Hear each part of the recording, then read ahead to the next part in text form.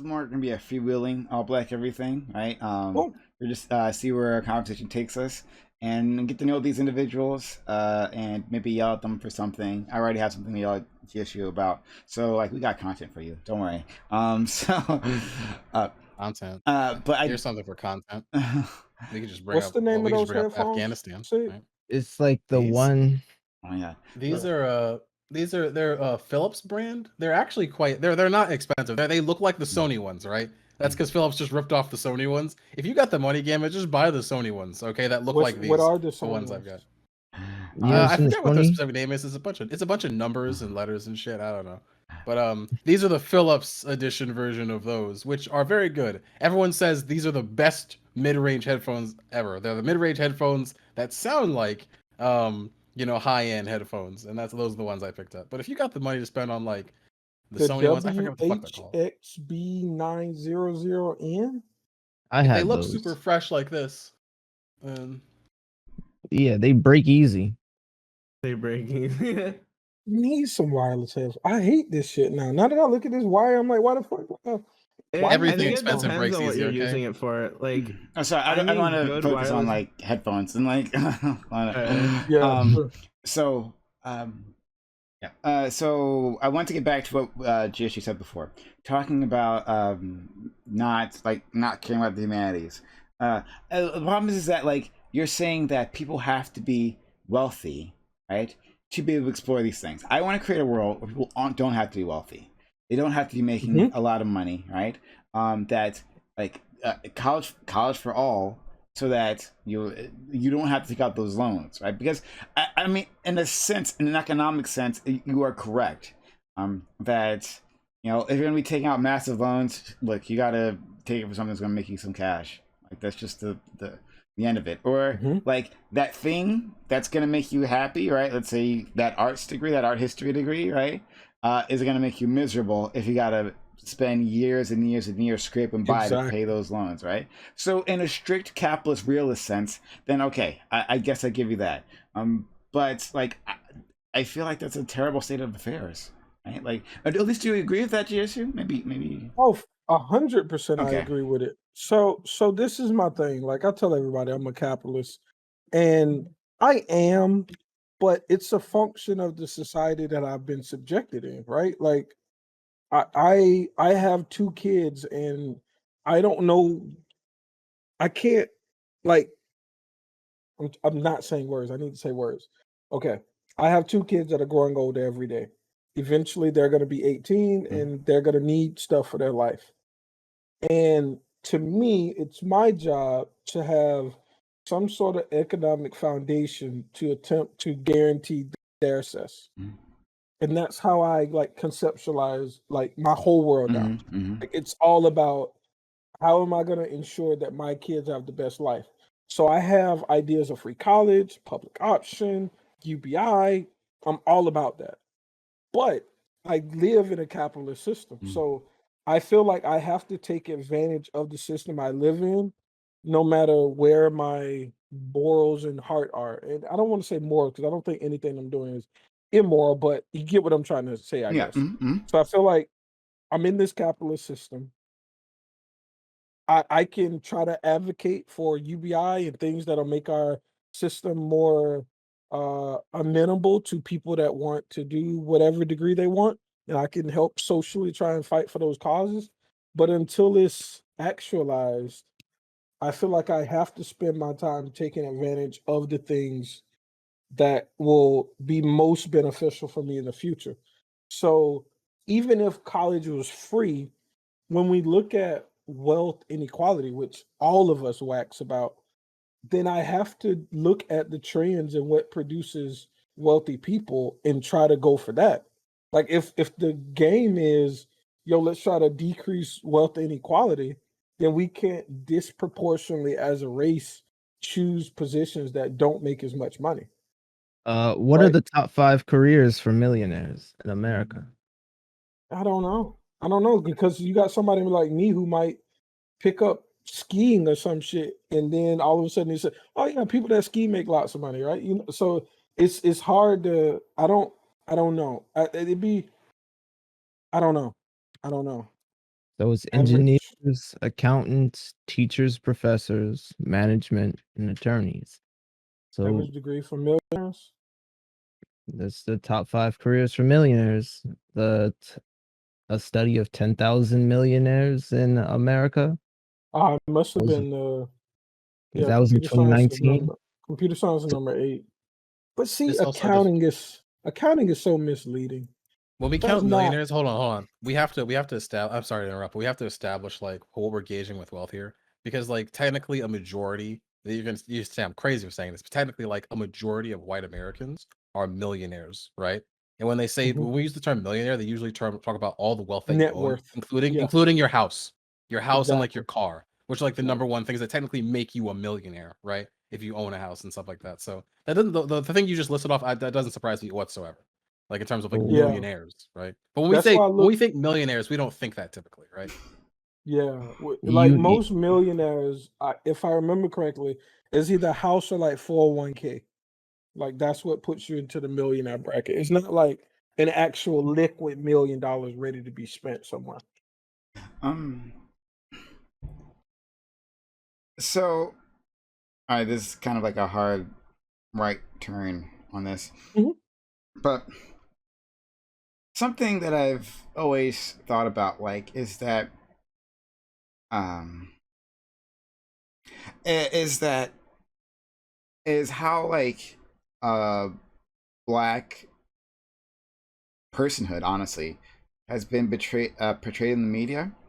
Like, it was interesting for me growing up, because like I've always had like a small friend circle, right? Um, and it seemed to me like looking at the media and like the range of interests that like black people on TV were allowed to have always like didn't include anything I was interested in, right? Yeah. And it wasn't until as I got older and started meeting more black people, more and connecting with others, right? That I'm like, oh wow, like there's like a whole black, like quote unquote, like nerd culture, right? Like that exists, right? And there are a lot of people who are just as passionate about all the things that I am, and they're black. And it's like okay, I didn't think it was never not okay, The but culture shock. yeah, but just like it felt like I was alone. That like if I wasn't into basketball, then you know like who am I, right? Like who am I? I'm weird. I'm the weird one. Yeah, I'm the weird one. Yeah. Yeah. Well, do you guys? I'm not sure if any of you had a similar No, experience. 100%. So actually, this is what I think is like one of the most important things for like African Americans is like media representation. I growing up was always like a super nerdy. I was always like not I was super nerdy on one end, but I also like to do like the sports and the basketball and stuff. And like, but I was never like I want to be like LeBron James when I grow up, right? I was always like, oh, like I think it was like first I wanted to be a marine biologist, and Hold on, then I wait, wanted to be second. like an actuary. Hold And then on, when you Top. look at media, none of Wait, the 1 second. You just made me feel like a boomer what? because I'm only used to people saying being like Mike, and you just woke me up to there's a generation of people who grew up with LeBron at the like. No, go ahead. That's crazy. So I'm a yeah, I boomer used now. LeBron because he was the first basketball player that came to mind, and he's probably bigger today, more relevant.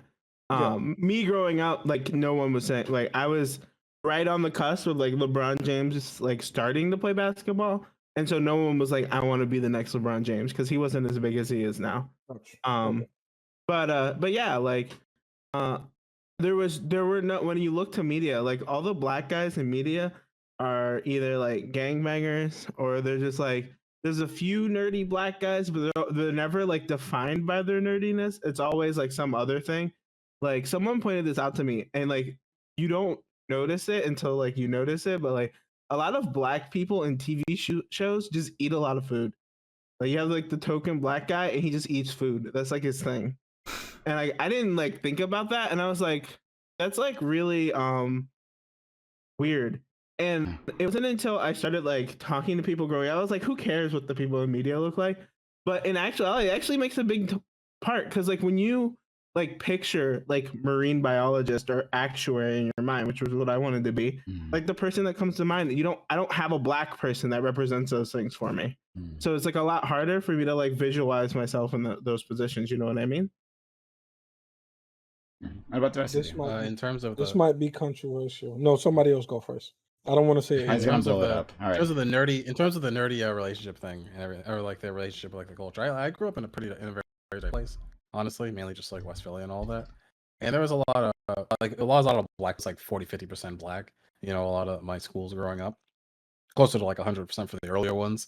And there was always like a black nerd thing that was going on, like a clique that was just like the nerdy people and everything that were into. All the people that would like anime run and wear really cringy, like lantern like t-shirts to every stream and stuff. You know, not saying any names. You know, just like people like that would just always have that sort of interest. You know, and I would just Orange is my favorite, by the way. Prime, it's okay. Long live Larvaries. Okay, he's the best guy. Mine. But I very much like I grew up with a lot of those people, and I didn't really feel so different, but I did certainly feel like I was less black. I did feel that way. I kind of felt like, oh man, not in a positive way, in like a negative way. I just kind of felt like, oh man, I'm not like with it. You know, I'm not really with like how a lot of people I see on TV and the people that act like how they do on TV are acting, and I felt like, oh man, I'm not really fitting in. I'm not really getting it, right? I shared those beliefs with a lot of the other people or else in the clique, but I realized that like as I got older, I started realizing, oh no, this is a very prominent thing in real life. Like for some reason, every black guy seems to like Dragon Ball Z. I've met very few that don't. Okay, the ones that don't, they're the real weirdos. They should be exiled. The black men that don't like Dragon Ball, they need to go. All of them. Okay, that's what I'm ending. But no, that's and I want to hear from Mazzy before GSU blows this conversation up. But yeah, I love it. In fact, I just had to change the stream title to that, feeling less black, right? Yeah. And it wasn't just media that made me feel that way. It was like my peers that saying that you are not conforming to what everyone else is doing, and so you are literally less black. So that was my black peers, and then when I went to college, it was my other ethnicity peers too, right? Like you aren't our conception of what a black person should be, right? Are you sure? Like you're like, oh, they'll call you like a fucking Oreo or some shit, you know? Black on the outside, like, white on the inside, yeah. Or they'll say you're different, right? Which is the passive way of doing it. Oh, you're different. You're one of the good ones, you know? Yeah. I didn't Shit, expect that. My people said, the people around me said, you're white. They just said white. They just said, they were like, that's you what had black white people say. Yeah. That was it. I've That was had my, a white oh person yeah. call me white, but I've had black people do it. Oh, the white people there, growing up, I realized that the microaggressions were fucking real, you know? I've had somebody ask me if I was fucking mixed, and it was weird. And I thought, why would you think that? And they're just like, oh, you know. And I was just thinking, I'm like, are you implying what I think you're implying? Like, it's like that I must have some sort of whiteness in my family, you know, that I grew up with or something. That must mean that as to why I act the way I. It's fucking weird. Okay, this shit is. Azzy. Yeah, I don't like Dragon Ball Z. I only like Jiren. Oh yeah, really only like Jiren. You know, because he was a solid character. You know, A lot of people disagree until on that they one. like gave him, because they don't like Sasuke, and I really don't know why they don't like Sasuke, and they make that comparison. Hold on, his Jiren? backstory sucks. Sorry, which anime are you talking about? Are you talking about Naruto? Or So it's like a Dragon Ball Super. oh, Dragon Ball Super. They always take Jiren and they compare it back to how much they dislike Sasuke because of his backstory and his come up. But yeah, I didn't grow up like it. The average black. I was around black excellent people for the most part of my youth. Grew up in Jersey. I was around engineers and people and biologists and accountants and teachers and educators. So like when GSU says, so my paradigm is pretty broad. You know, I had, you know, a lot of life and, you know, in my early part. So I'm pretty satisfied. So when people say, oh, I want to travel and I want to go, nah, I don't feel like traveling.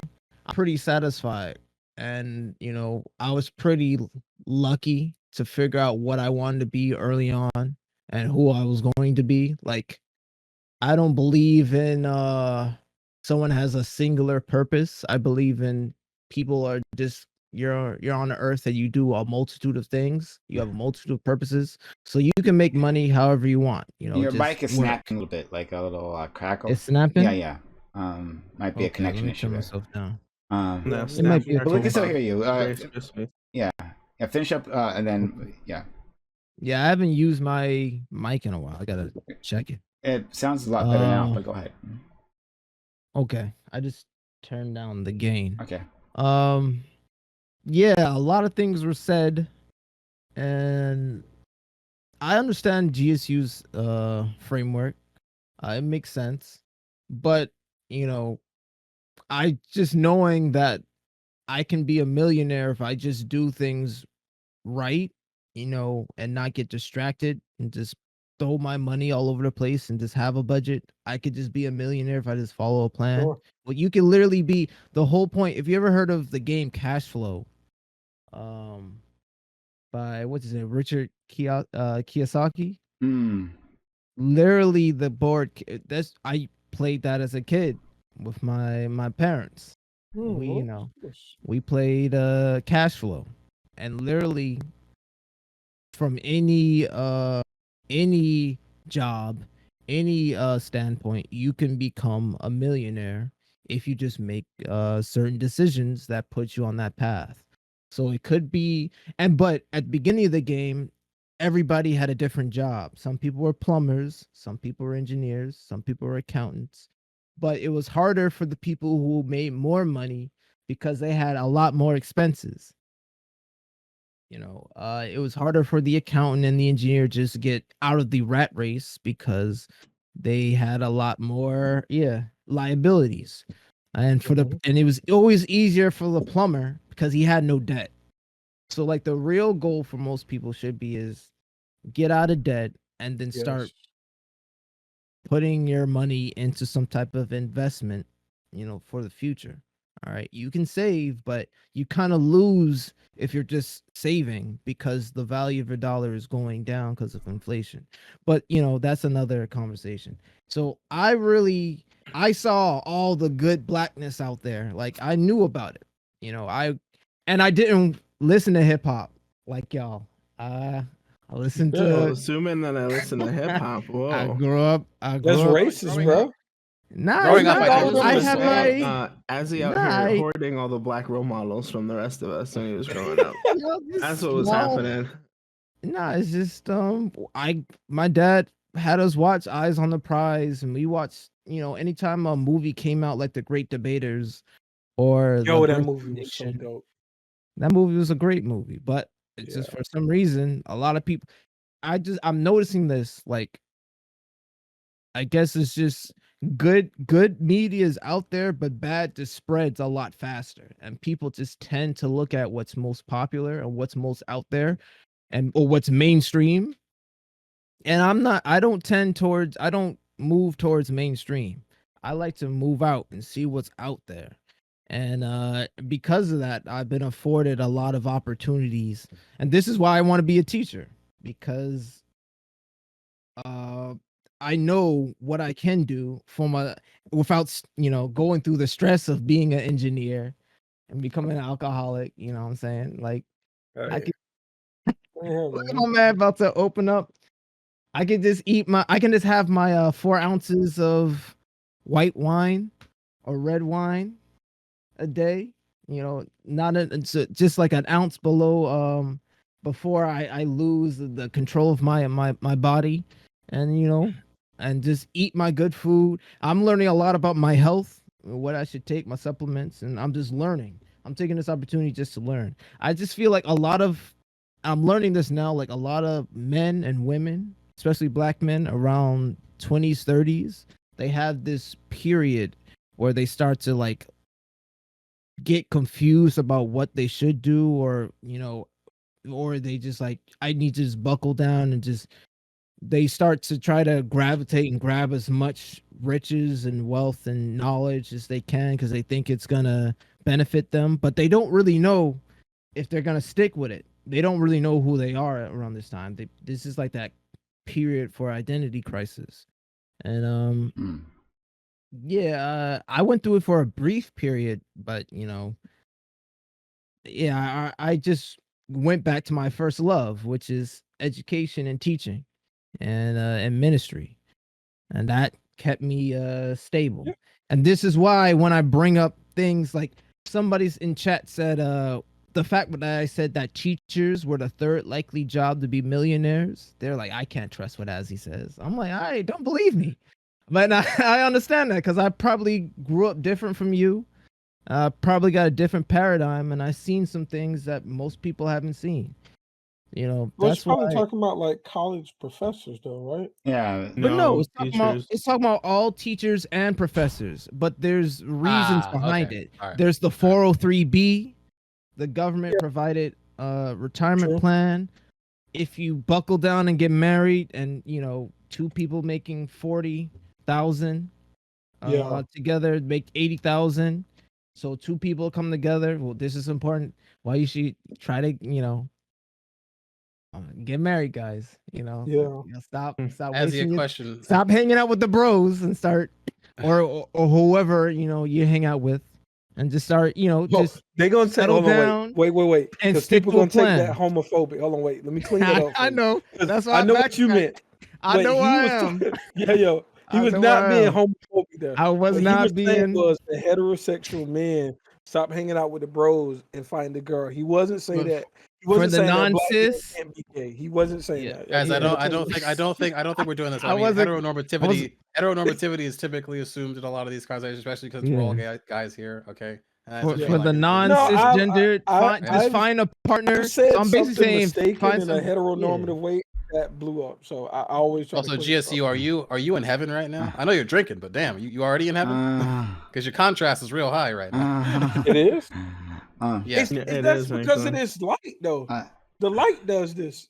I look like I'm Oh, light really? skinned. I'm not light skinned at all. You Anyway, never look like you're not light skinned. What the fuck are you talking about? Yeah, no, not that even wasn't a little it. bit. no. All right, listen. Me and KT, I'm probably as dark as KTN are the same complexion. But I hate when I'm on stream because I look like lighter than I am. I hate it. I really do. right. Crowd. But the I was gonna say I'm a lot crowdsource darker politics. Thank you than- for the 10 hot to run guest ups. This means a lot. Thank you Yeah. so much for investing constantly in this community. Thank you. Yeah, I took a stimmy and I got good lighting and I got good tech. yeah, I hate good lighting. I don't want to. And It's like I'm playing in the but colorism. I'm not. so I turn down the brightness and I turn down the contrast so you can try to get what I kind of look like. But just to bring it back, I think I think GSU brought up student loans at one point. He said, "Don't take out student loans," and that was No, interesting. he didn't say 'cause I that. was- He didn't say that. He said, I "Don't didn't. take out student loans for the humanities. Take out student loans for." For some shit other." that's gonna pay them off. Yeah, exactly. You said don't go in debt, right? Did you say No, don't go just in debt? don't go. I was just Don't watching stay a in debt. video and somebody was $1 Bro, million hold on. in student Hold on, loan debt. Wait, And I was like, how is that Azzy, possible?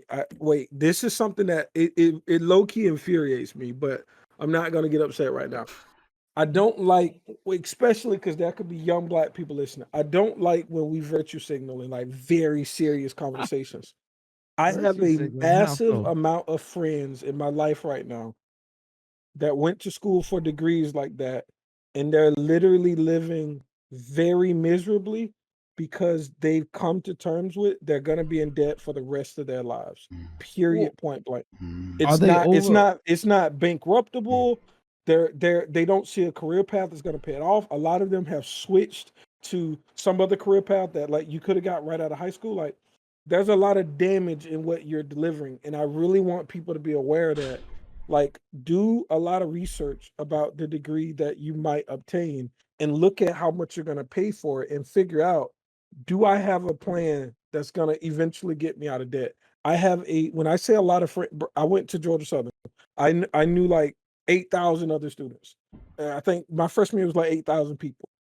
Of all the people I met that year, I probably know in real life, still communicate with probably about 200 people that are living in really, really bad situations, and they always tell me, "Yo, I wish in college I would have did something different." So like, it's incredibly damaging when we just say the blanket thing. Oh no, go do what you Stick want. to a Like plan. it feels good. It feels really, really good, and it feels like you're like trying to give off hope. But I think we have to be real as well. Like No, there's a it's lot of Yo, people real. who've been damaged. Yeah, Gambit, but I'm not. I don't Gambit. I'm think not telling. the advice you I'm have to not. give is for people not to go into humanities and stuff like that, right? So Yeah, like the Yes. because advice, humanities the pay advice you have well. to give is like, hey, like taking student loans out is a financial decision, and it needs to make financial sense. So regardless of what field you go to, well, you have to go into college making sure, one, that you're getting the right things out of it, and two, have a plan for what you're going to do, what experience you're going to make yourself a candidate that in whatever field that you go in, you get a job that's going to pay back those loans. Because right now, the system that we live in, those loans are going to be a really big problem. Or And But they're not Oh, bankruptable. well, let's Yo, let Gambit. KTN. Oh, KTN, you got some sort of. Oh, hold on. Maybe you're not muted. I see it. You're not muted here. Hold on. I'll mute you. Okay. Try it again. Go ahead, KTN. Yeah, so like I remember when I went to college, I had a bunch of people that I went to school with. In my school, we had education degree in the the communications department. Those were the big departments in my school.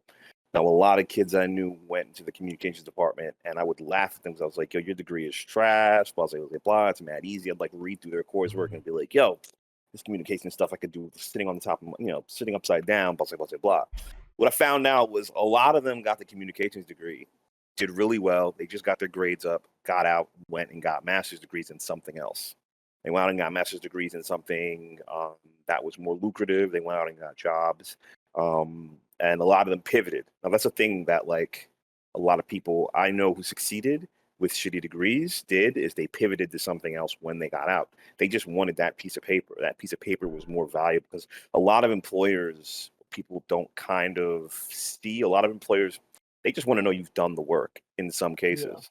And that's kind of a big deal for some people. Like I got a homie right now who's a project manager, did a communications degree, and he pivoted out of radio and communications. He went into TV with his degree, didn't really even need a degree for TV. He went back to the bottom of the barrel as production assistant and then worked his way up from production assistant to producing the Super Bowl for ABC. So, these are the kind of things that I think that a lot of people kind of fail to look at.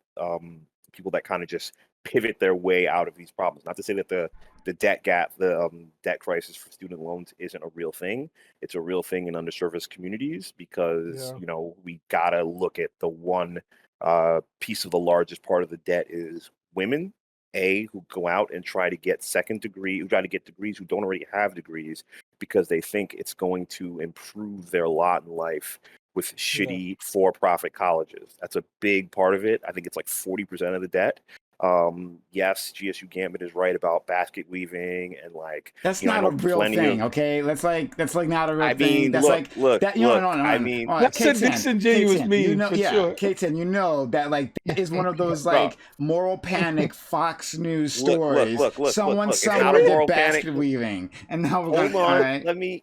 Hey, man, can I get an assy filibuster, please? Okay. Can I get an assy filibuster? Go ahead, buddy. I'm just saying, look, I get what you're saying, but you take that 40% that I'm talking about, the DeVries, I'm not gonna knock DeVry, No, you should probably knock DeVry. I don't know. Well, I mean, apparently their IT dudes do well. You know what I mean? Which they're what? DeVry. DeVry. No, the IT department does. Yeah. Even at DeVry, y'all. If you're listening, even at DeVry, you can make it if you go into IT. That's what I'm talking about. No, keep going. Sorry, but I mean, even me getting into IT, I got into IT in a roundabout way. I just went out and volunteered for 18 months for someone, literally 2 days a week while being a mover. So that's how I got into it. You know what I mean? And it just was a big enough resume booster. I did it for a really, really, I did it for the Red Cross of America. So, there's a good place to start your resume for 2 years. You know what I mean?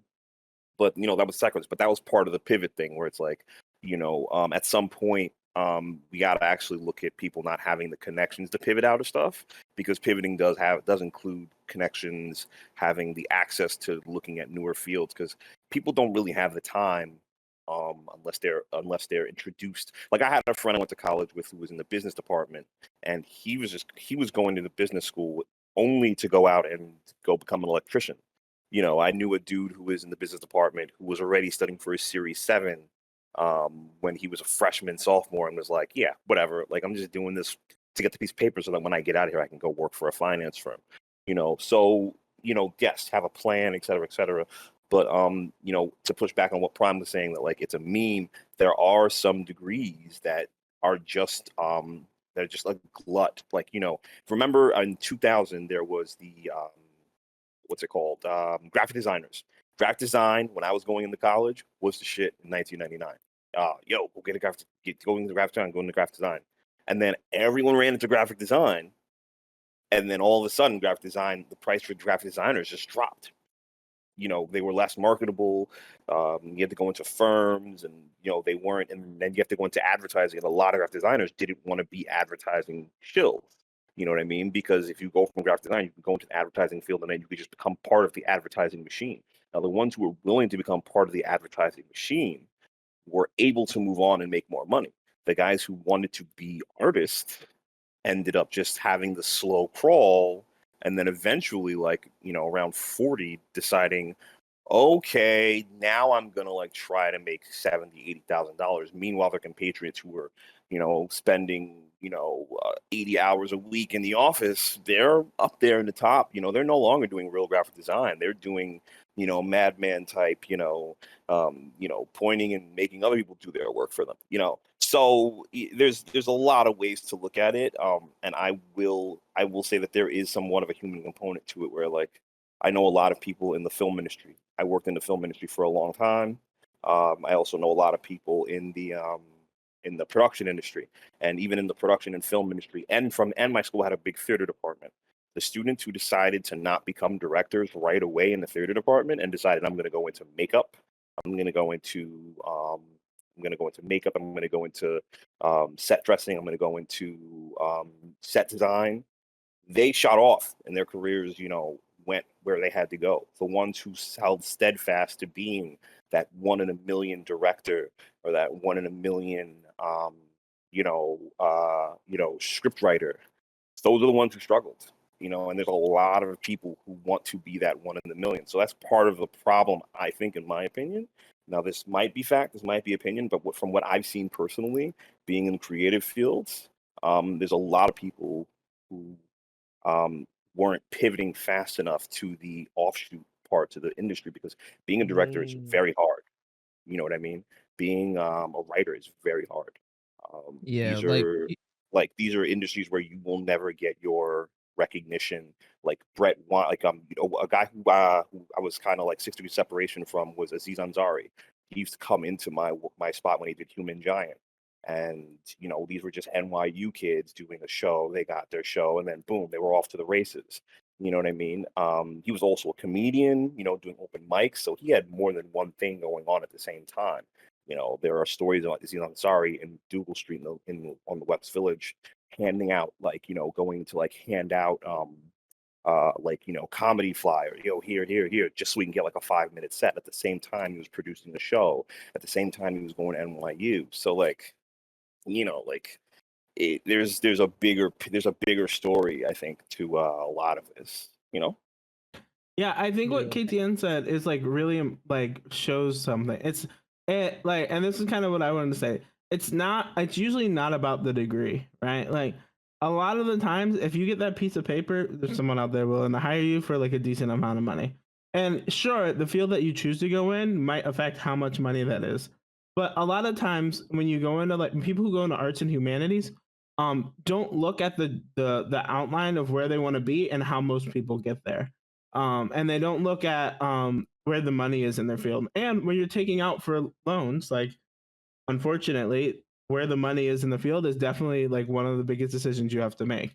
And you can't you have a lot of people who go, and this happens with every field. You have a lot of people who go into graphic design, right? Or not even graphic. Let's say I'll even go into computer science, right? You have people who go into computer science who think they're gonna drop into Google real quick as soon as they get out of college, and like that might not be realistic for them. You know what I'm saying? And you have people, and then you have people who go to trade school and say, I want to be an electrician. They go through the electrician Bank. school, they be an electrician, and they're making bank. And the Bank. difference there, I don't think, is necessarily the degree that they chose or whatever, which that might play a part, but it's the fact that you need to look where the money is, look at what a reasonable career path for someone getting to the spot where you want to be is, and one, make sure that's something that's attainable, and two, like push in that direction rather than going to college think I'm going to get a creative writing degree, write books, and make $1 million. It's not going to happen. Yeah, I think you should don't throw look jabs. At, no, I think people should always look at what if I'm not in the top 10% of my field? What would life look like, right? So if you want to be a rapper and you're not in the top 10% of rappers, then it's likely you're gonna live in poverty for a very long time. Rapping's not a career. Look at it. And I think it can be. Rapping is a career. It can be. Yeah, you could tour. You could tour small. You can rap. You can paint. Wait, what am I hearing right now? Small venues for like forever and just like make 30, 40 grand a year if you want to make 30 or 40 grand a year. You can make even more than that. You can even make grand as a traveling artist. I think 30 grand as a rapper is in the top 10%. I'm pretty sure. Traveling artist is a career. Digital artist. Look at rapper like Immortal Technique. Immortal Technique is like, he's one of the original like he has a great song. I can't remember what name of it is. The only reason I say rapping is wait, because this wasn't my main point. But so I feel like something y'all said is really, really important. So the reason why I push for engineering is for a plethora of reasons. One is the field is growing, and I don't know if it was in chat or one of y'all said it on the panel. When you're going to college, look and see, is the field you're headed to growing? Because that's like indication that there's going to be a lot of opportunity. Is the average person in your field living a good life? In engineering, it is, right? So I don't necessarily advocate for engineering. I advocate for the advantages that this field has. So if you are going to college, no matter what you're going to college for, make sure that the thing that you're going into is like exploding or at least like growing, and make sure it's also translatable. Like my girl is an RN right now. She's in school to be an MD. I'm a software engineer. We can live anywhere in the country, right? So if some bad shit happens here, then like we were living in Florida. All right, now we live in Atlanta and both of us have jobs, right? So also you can actually sell your house to Aquaman. Yeah. Well, my thing I was going to add to what GSU was saying. Mm-hmm. So one of the things about like the whole idea about like pivoting and stuff like that, all right, so I got a bunch of friends who are artists, like they make fun of the like learn to code shit, et cetera, et cetera. But it's like, I know people in the entertainment industry, when you hear about this dude who's a hedge fund manager who like decided to quit the hedge fund game after 5 years, but walked away with like $3 million, you know what I mean? And then is like, okay, I could chill on 3 million and then just go do these pet projects or become a producer somewhere, or like go like become like, I've met people who have done that. They've been like, yeah, I worked in finance for like 5, 6, 7 years. It was too stressful, but I walked away with the bag. I sold my crib. I live in a regular apartment. Now I just do some other industry job. And by the way, once I got the bag, I bought a house. I no longer have to worry about that part of my life. Once I got the bag, I have some investments or like whatever, that $2 million you want to lock in for like retirement. Now this is obviously like, 1% or, like it's a 10%er job or a 1%er job, obviously.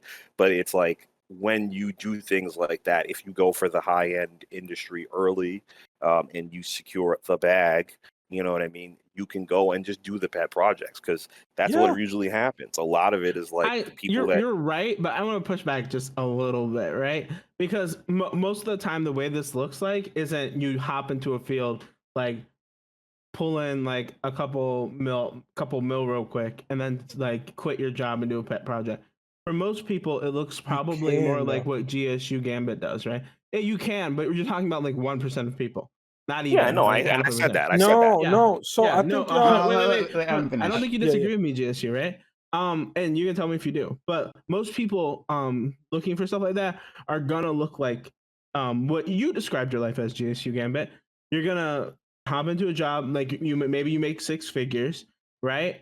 and you're going to get a job where you're comfortable, and you're going to have the money and the time and your free time to pursue something that you like. And if that side project becomes a thing, then maybe you can quit your job. But most people aren't hopping into Wall Street making like 6 million real quick, No. and then hopping into their But let me hold on. the Let me thing about the secret, let me rebut. Hold on, wait, KT. the secret to like that Wall Street thing is like there's something that you don't really like that most people don't really look at. You don't need a college degree to work in a financial industry. You just need to pass the test in some of these cases.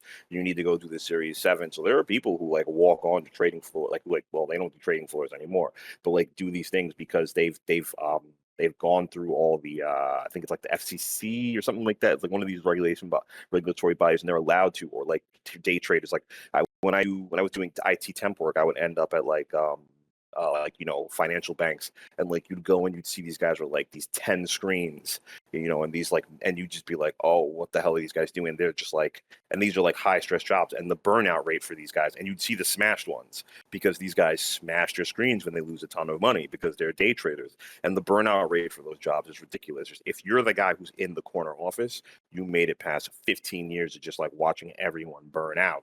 But like these people come in, they do it for 2-3 years, and then they bounce. And these are jobs that don't require a college degree. But obviously, not all information is for everybody, and most people don't know these things, especially people who don't have the means or like who don't have access to like information like that. But something like we were talking about earlier, electricianing. If you're a good enough electrician, you're making $100,000 in a year in a few years. If you're a good enough plumber, you're making $100,000. If you can branch out into your own business in those fields, you can make enough money to secure the bag and then just go work on pet projects. Now, like I said, this isn't for everyone. Not everyone's going to do these things, but that's also one of the things where like I don't want to like be on this particular subject the entire time. I want to push back. Prime, I got a question for you. A topic. On top dolphin in just a small way. Okay. And then, I think something that was missed is one of the things that Azzy said during the filibuster. It was a good filibuster. No, I'm playing Azzy. But like if you control your expenses, it's absolutely true that you could become an engineer, and within a decade and a half, you could literally transition to anything. Almost every time. Because like I think like what is it? Let me go. It's something like $40 a year for like 30 years is $1 million or something crazy. Like the barrier to be a millionaire is like extremely low. So if you at what interest rate? At what interest rate though? $40. At what skin color? No. Your 401k is your 401k, right? If you put $40 a year, I think somebody look it up. I don't have time, but if you put like $40 a year, or maybe it's 80, I can't remember, for like 30-40 years, you're a millionaire. Period. So if you become a software engineer and you control your costs and you go ahead and buy your house, which is going to be most people's biggest expense that they're ever going to have in their life, is either rent or a mortgage. If you go into your field with the mindset that I'm going to pay off my house quickly, you can do whatever you want for the rest of your life, as long as you don't have to move. But even you can sell your house and maybe transfer that money somewhere. But like the barrier to being well off, if you start young enough and you are targeted about it, it's incredibly high. And that's probably why there's like what as you was talking about, maybe in the 401(b) plan, 403(b), 401k, IRA, Roth IRA. Well, here's the other thing but too. The 401(b), does it come out of your salary though? In my head, I'm just hearing. But Gamut, like the things that like if we can talk about underserved communities. Oh shit! I closed the wrong window. Yeah, if you want, had enough of you, KT. Yeah, he's like, all right, fuck this man. That was the top off right there. All right, so I finish up what you're doing. I do want to hear what Signature has for me.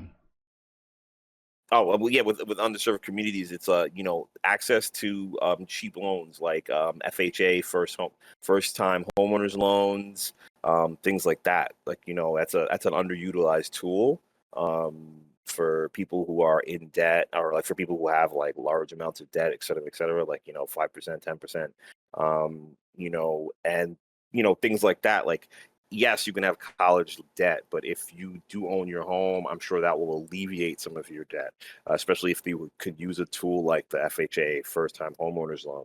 You know, and I think that that's more of a issue, just not having the information to do things like that, to get around those bad circumstances or to get around those bad roadblocks. So yeah, I see a lot of people memeing in chat. I don't know if y'all missed it, but I support free education.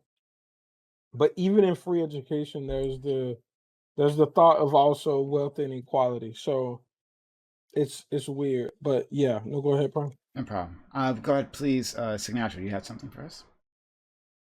Oh yeah, this is a very serious discussion. I'm going to drop on you. Oh, boy. Okay. What is, in your opinion, because I've seen you wear those shirts constantly. So in your opinion, what is objectively the best Lantern Corps? Okay. The Pink Lantern. I'm lost. Is this some weird shit? I can't stay on this for too long because DC Comics. I'm gonna lose my. As he had an answer. I'll give you an answer, but like I can't stay on this too long because I'll lose my audience because they don't care. Unfortunately, they don't care. But no, I'll tell you. Yeah. It's tough. One, I love the Blue Lantern Corps, but like they're fucking handicapped without a Green Lantern around. So like, but like I'd have to say it's got to be the orange one, right? Orange Lantern. Like you get a whole corps in one ring, so it is what it is. Like they're number one. Represent. Gotta say it. But okay. Sorry, audience. Most of you will have no idea what the fuck we're talking about. But stick around. Comic. Actually, it's the White Lantern Corps. I mean, technically, it's the White Lantern Corps is the best one, right? At the very best. Thank you. Let's not. You gotta push that one aside. But like, if you don't take the cheat code, right? Then it's the Orange Lantern Corps, of course.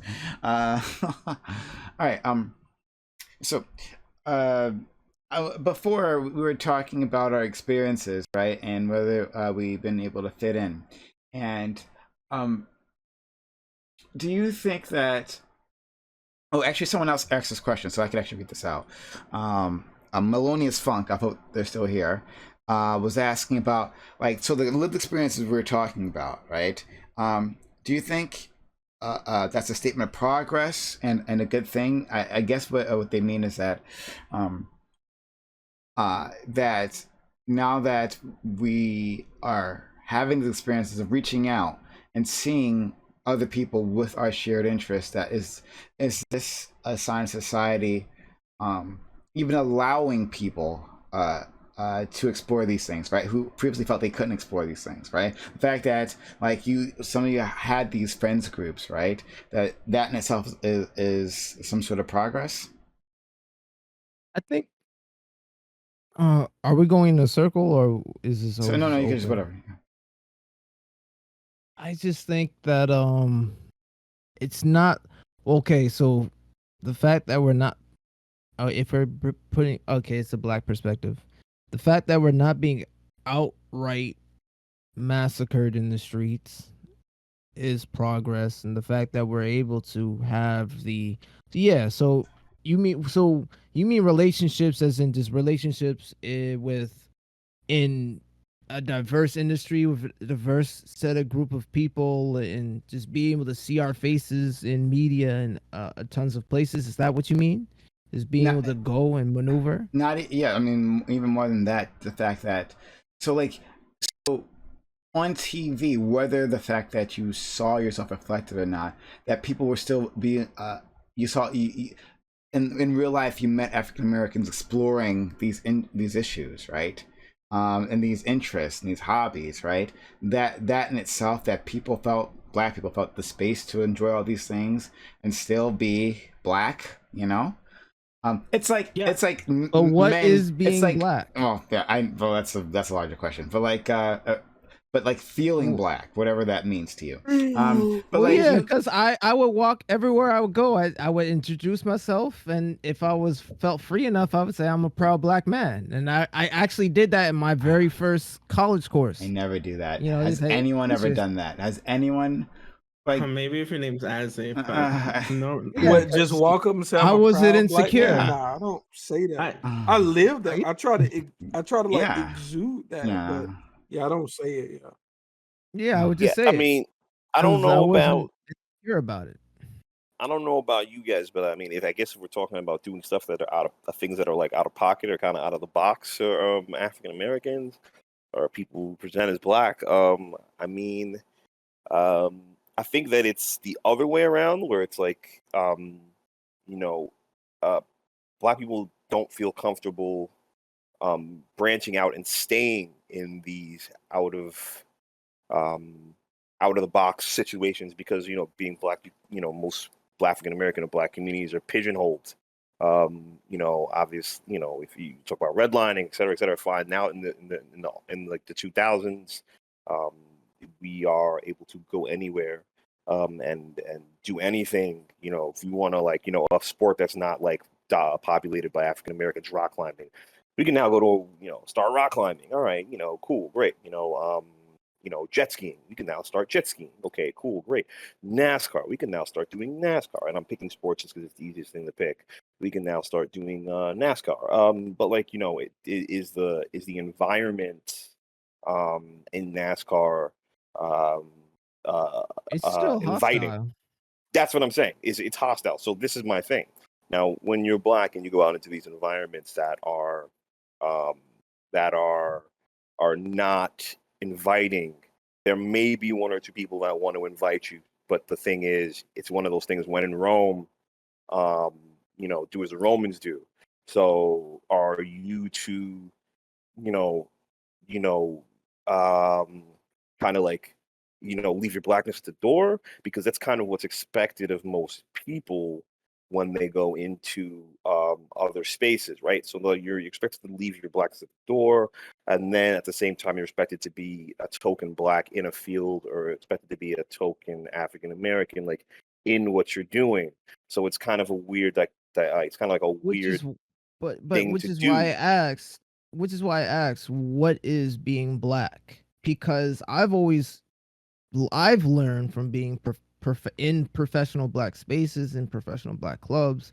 It's just that, yeah, when in Rome, do what the Romans do, but that doesn't mean become Roman. No, I understand what you're saying, but that's the thing. You Nah, just it said means become the one Roman. thing. You just said the key factor when you're in professional black spaces. So the thing is, if there's enough African Americans or enough black people in a space, you can carve out. You could be comfortable being a minority in a space.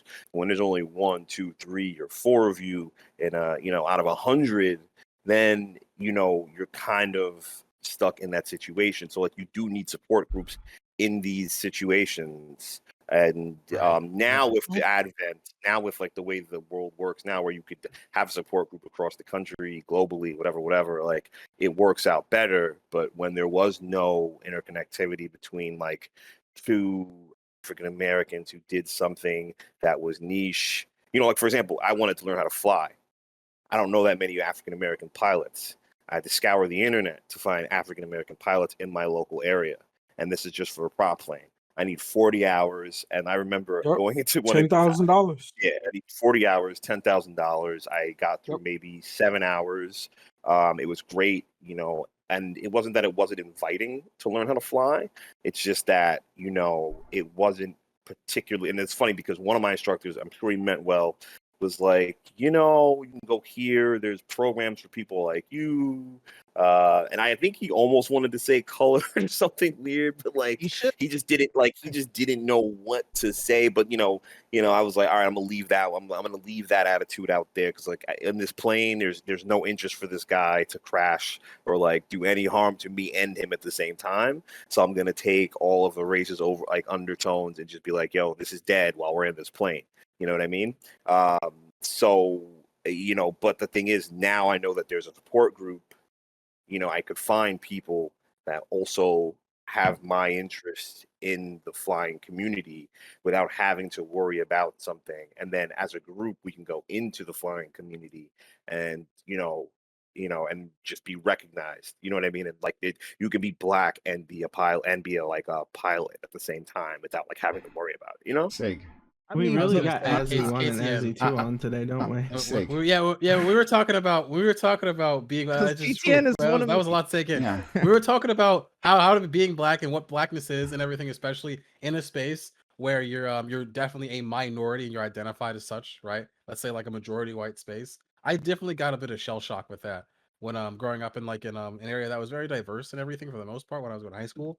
And even then when I went to like the army and everything, even the army was still pretty diverse, at least going with the non-commissioned officers. Going into the officers got a lot wider, but let's save that for another thing.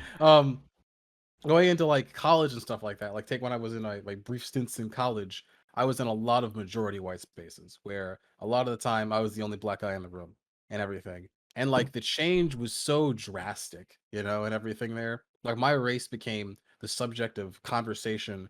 It was just brought up just inexplicitly so many more times that I just didn't expect it, you know, as a thing. I just kind of just thought like, oh, this is the thing. But then I started realizing like, oh man, I'm like a black guy in the space. I'm not even just a black guy. I'm the black guy, right? Like I went to the anime and not was it anime science fiction, but they loved anime too. It was like the science fiction, the nerdy club in college, and I was the only black guy there and everything, right? And that was just like these people already are not socially adept, okay? And they're just like, oh yeah, black person, do you like this or that or this? And I'm just like, what? And they start making jokes. Why did I go to school in the middle of Pennsylvania? In the middle of Pennsylvania, like fucking like, ugh. I don't know why I did it, but I did it. Yeah, that shit was just, it was really weird, especially experiencing it already when you're an adult, you know. And it's just like you just didn't think that people would just do that. In the middle of Pennsylvania, isn't that the saying about Pennsylvania is that it's Pittsburgh in the east, New Jersey in the west, Pittsburgh in the west, New Jersey in the east, and Alabama in the middle. Just saying. Is it usually we say yeah, we call it Pennsylvania. Bloomsburg University, is that where you went or something? Or briefly, yes. Oh, yep. Okay. That was the one that was aggressively white. Aggressively white. Aggressively. Kind of get back to what Prime said though a little bit is I think there's kind of a couple different threads going on here. I do think it's like a sense of progress that like there are things that like weren't seen as that weren't necessarily acceptable that people got bullied for in the black community, like people who like anime and Naruto run, or it's people who like video games or like more nerdy stuff, right? Or there could be just like non-traditionally African American thing, and it's probably some sort of sense of progress in one area that like people can find others, even in their own communities, that do these things and empathize with. And I think that is good in terms of people like African Americans are expanding what it means to be black, in terms of like what hobbies you have and what characteristics. But at the same time, I don't think it's the same as like it's it allows you to like explore things that you didn't want to, but it's not the same as like the media question or like having a black role model on a field, right? You can have a bunch of like African Americans who get together and say that they want to be they all want to be engineers, but then you go to Bloomberg University. I don't know, is that what the name of the university was? You go to Bloomberg University, you enroll in the engineering course, and everybody's there's white, and you don't know any black engineers. It still makes it still makes it a little bit difficult to like see yourself or visualize yourself in that position, I think. So this is what I wanted to push back on earlier. And I was listening to some podcasts. I can't remember. Maybe somebody in the chat will remember. This was a recent podcast. And it talked about how, like, I do think representation is important. But when we look at other immigrant groups, they don't care. They don't care about representation as much as we do. And before anybody does, we have a different past. We have a different past than other people. I agree. It probably was a Glenn Larry John McWhorter. It's that Glenn Larry one I sent you where they were talking about. You sent that. Yeah, exactly. Yeah. But like Malcolm. Like other people. I mean, and I'm not saying that representation is important. I understand that when I talk to little kids and they're like excited, and I understand if I would have had that, it probably would have had me like far more excited. But there's a lot of other race groups that don't like wax about representation as much as we do. But I'm sorry. What is this? Hold on. I'm gonna push back on this. I need example. Yeah, I was gonna push back. Do it. I just want like just GSU. Do you have any like? Just give me some examples of that racial. I don't think the Indian community in America that's ravaging through computer science are talking about. You mean the ones who have all those examples of Yeah, I'm representation? sorry, Jesse, you said No. Jesse, you said who? The what community? The Indian community. Indian. The Indian community? Okay, so the thing about India, right, is that like at any point, any Indian person, there's an entire media fucking thing that exists on Earth that any Indian person can go watch if they want to see Indian people, right? That's that whole thing. Especially, yeah, I mean, maybe there are different ethnicities within India, right, that have like issues seeing that within their country there. But like you could go and see like Indian like media and everything being made and all that stuff constantly all the time with like African American specifically. We're not just talking about just black people, but like African American representation. There's like we typically just kind of get filtered through a very white lens, right? Where like the owners of the media that are created for Everybody in us, or America sometimes does. like by.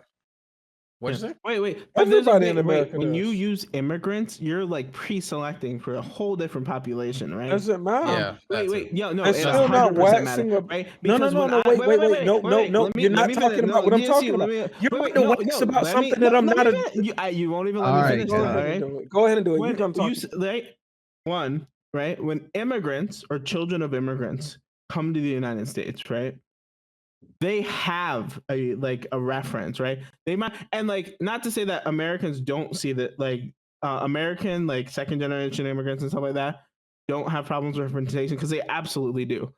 But when you are an immigrant who comes to the United States, right? Your frame of reference for a lot of things, you have people in your home country that you come from that can act as that. They can act as role models, right? And can act as representation.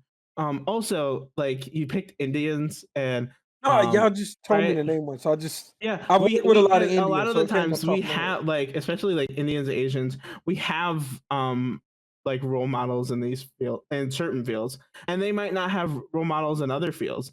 Like, if an Asian person wants to be like a rapper, or a Hispanic person wants to be a rapper, there's probably a little bit less representation, But and how like may many ask for of something them- like that, right? How many of them spend all day waxing about we need representation in rap? That's probably an How Indian many? person Wait, watching but rap. Hold on. How many African Americans? Salmon How many nods. African Americans black spend people all spend all day day doing waxing? this, right? The salmon Yeah, exactly. That's what I'm nods. asking. Like, No, I That's what I think was we asking, like- wax about it more in our culture though than like what I have a whole bunch. I have like a diverse set of friends. I rarely hear them saying, "Hey, we need more political representation." They're almost always worried about economic power, because that's what really matters. Economic power is what really matters. None of the other shit matters. Everything else is downstream from economic power. But like, I feel like we don't get that. We think political representation and like representation in media and all of this, like, these things are important. I'm not trivializing how important they are, but economic power is like the primary thing. That's the thing that actually matters. All the other shit is cool and is great and is probably better for perpetuating a culture and all of that. But like, economic power is where all of that shit starts. So The issue, I we don't can talk believe that about lots of anybody- different I don't- types of representation, and like whether it's economic or political or whatever. But two, like, for example, you brought up the example of political. This is a perfect example. You can say that political power is downstream from economic power, which sometimes is true. But if you have political institutions put in place to keep black people out of economic power, right? It's probably a good thing that we also advocate for black people to have I'm representation not in saying we political shouldn't power. advocate right? at all. I'm not saying that. Right. Wait, I but that's what we're having a conversation about advocating for this, and you're like, why do we always talk about this all the time? No. That's not what I said. Wait, no. Talking about No. I think we put a advocating. disproportionate amount of attention into those things rather than economic power. And I think it's because of our history in this country, and I think we see it as more of a challenge to get the economic power than we believe that we're going to convince Democrats or somebody for like real political change. I think we look, and I don't know if we do this consciously, but I think we look at this problem and say, yeah, we got to go for the political one because this one is much harder.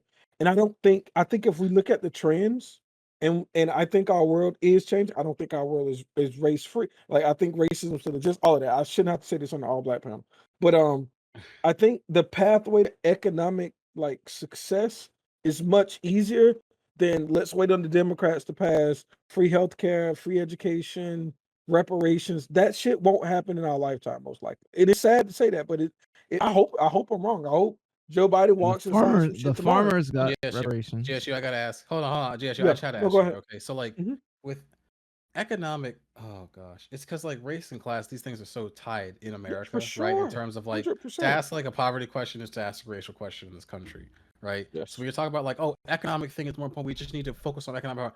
What, in your opinion, is focusing on economic empowerment in the African American community? I think the amount of attention we put towards our kids and their educational choices, like in college, is disgusting. It's like absolutely disgusting, and that's the So biggest GSU, thing. I don't think I don't think that it starts there at all. I feel like these sorts of things, like I think that once again it's something that's downstream of political stuff, right? Because to ask what happens to African Americans heavily overlaps with what do we ask what happens with like people that are that are poor, that are in poverty in the United Yeah, for States, sure. right? And I think that starts with talking about policy in particular with like public schools and back to education early on instead of like because by the time your kids are going to college and by the time like people college, a lot of shit has happened. Okay, your I parents are agree. going through a lot of shit. Everyone's going through a lot of shit. Like their choices are like depending on all sorts of other factors. Like why do they even need to go to college in the I first don't. place, right? To get I a certain don't. thing. Why do they even need to Wait. do that? Why do they need to do this? Wait. Hmm? I don't think we disagree about the systemic issues, right? I think all of us We on this don't, panel but agree. you say that culturally, but you're saying that like I'm talking culturally, about. African I'm Americans talking should. about how we advocate to get out of the situation we're in. I'm not talking about why we're in the situation we're in. Right? Those two things are Ah, different. Wait, but we can but to take like ask a okay, but to ask multifaceted one, approach. but to ask one is to focus on another. Okay, to ask like, oh, like how do we get out of the situation? To get out of the situation, you have to know how we got in the situation, and No, we have I to don't fix the issues necessarily think that so. I really don't you think that like we. necessarily. No, wait. I don't necessarily think the ways that we've been entrapped in our situation today means that details how we advocate to get away from this situation. Wait, but so my problem with what you say, right, isn't that I disagree with the fact that like we should be teaching our children like to value education and to value making money and to teach them how to get there. That's an extremely important thing that we need to teach children. But that's a different like there I don't think it's bad to also talk about and focus on the political changes that we need to make, right? Because we can't control whether or not a parent does their job, right? But We what can we control can that more than a control, right? Democrat. What we can control, right? Or what we can advocate for through like voting power and stuff is wide sweeping legislation that helps people We have more be in direct control positions over in our which they're more kids. likely to do things, right? We have more direct control over our kids than we do our political system. For sure. For sure. Like by almost Can I definition of give? being But a one- parent. Can I give You're GSU a not hand? wrong. I have more control over my kids than I don't have kids. But if I had kids, I'd have more Yeah. control over my kids Can than I- political. But I have zero control over how my friend treats their kids, right? But you can still advocate for those Yeah. kids. I can I advocate go for out those to school. kids. I Wait, but go like, out to my school. I can't control, No. right? I No, can't you don't have to control how control all that the part. other black people out there are treating their kids. You don't have and to the things that control they're that teaching part. their You don't GSU, have to control any of that. help you out? Can I help GSU out real quick? All right. So I want to take like industries and fields for example. You know, a lot of times that people kind of like how certain subgroups get out of poverty is they sometimes they pick a field and they the Irish police department, etc., things like that, like, and they just bomb it. They're in it and they can't be ignored. Now, when that happens, that brings you economic or like brings you power in a field. That brings power in some kind of so people have to pay attention to you. People have Notice. I want to point out notice that state power invading the like. I don't want to say Yeah, I invading, understand but that. infiltrating the police force is that state state power. power. I understand the state power, but that was also in the context of like 100 and something years ago. So that was pretty important back then. But now that we have a different economy, of different things going on. Let's just say, Sam Harris thought experiment. Let's say we do a GSU gambit says we get within a year we decide we're going to get the STEM field filled 10,000 African Americans in the STEM field, get it all funded, get it all taken care of, and they work their way up. No what's that thing? No affirmative action, nothing. Boom, boom. It's all just done from grit down. You get enough people making enough money, making enough of some kind. You build a base, because at the end of the day, politicians care about one thing. They care about people with money. And when you care about people with money, you pay attention to what they say and you write policy because of that. And very few people could say that politicians don't care about people with money. Am I right or am I wrong? But if you now have people with money and you have an industry, you can gain some power through that. Now, if the industry is so, as a particular ethnicity, all right, well, that's what it is. But those ethnicities get, they get their needs met. All right. So my question is, what's your? I do want to get say again. Everyone's sort of. Say again. Everyone's. Oh gosh, this is a take. Okay, this is a bit of a take and a half coming from here. But I think I've swallowed a bit of a black pill when it comes to these sorts of things, and I think that you 100% need some form of state power. Okay, you need to establish that first, because if you look into any of these, even all the industries that you talked about, KTN and everything that you've mentioned, and everything with GSU and like the people that coming in, the big reason as to why a lot of these groups are getting big in industries is because of state power and everything. Okay, it's because of certain policies. Software engineering. Because of certain policies during immigration, when they did the immigration, everything like that. All right, because of the specific amount of time and the industries in their home countries as well. How easy it was to get certain degrees in certain fields and everything in India and all that. It makes it a hell of a lot easier to get certain things here in the United States. Okay, like that's the real answer for a lot of these questions here. All right, with like African Americans, there's not really other than like sports and like music and stuff like that, the things that we excelled at, where we were allowed to be in those things, because those things generally, we were just kind of allowed to culturally. People just kind of accepted that we were good at that or something, right? Yeah. That's why we're just culturally, we just kind of encourage that, right? We just culturally encourage it now, okay? And it's the same thing. When you go back into like the reason why so many we were able to build a robust white middle class in the 20th century was because of the New Deal, was because of that sort of like welfare being given to people and stuff like that. Okay, that's how we were able to build those things that were able to create good households and good like growing up. Oh my gosh, good livelihoods for people that were able to grow up and actually do good things and get good college degrees. Because because of the way the state was designed, a lot of things were a lot of state colleges were tuition free and all that stuff, right? And they didn't have a lot of the problems that we currently have right now with colleges, because all that stuff is cheaper. I don't know, man. I feel like if you want to build industries, if you want to build that sort of thing, it involves starting there with legislation. Okay, legislation. Yeah, but you're not gonna like. I don't think that legislation. Wait. Like, how could powerless people get legislation? Okay, fine, we can hit the streets, but hitting the streets doesn't really work all the time. You know what I mean? Power in this economy, at the end of the day, I'm sorry to tell you, equates to money. It just equates to money, and you have to have some money to get some power. It's as simple as that. Name me one group of people who don't have money, who don't have power. Name me one group of people who have no money and have all the power. No money. You're right. Okay. No, there's no group like that, right? But I feel like that's a fallacious thing to say, because like to get money, I feel like that involves getting power. Getting power. Even the small gains that the African American community has in entertainment and in sports, African American community dominates the NBA, and the NBA had to capitulate to all the African American players. The NFL is not dominated by African American players, and they did not capitulate as much. You know what I mean? Pick another sport. So one, the question we should be asking is like to name one group that has power but no money, right? That is what I said. Yeah, that has you power said no and money, no power, right? But no, we need to like No, a group of people that has power and doesn't have money, right? No, Top Dolphin, that's what he meant. But I would say, and I would disagree with your claim. Wait, that's absolutely not what he meant, right? Because that's if you what I can meant. show That's a group of people that has power but no money. No, the first time he said it wrong, the second time he said it right. Top Dolphin, I promise you. We all on the same page. All of us agree. Let's not argue over it. That's what he said. He said no money and power. He said it. I promise you he did. But let's move forward. But Sig, so I disagree with you, because all of my Indian friends that I've talked to, I've never heard of them saying that there's some legislation during immigration that helped them.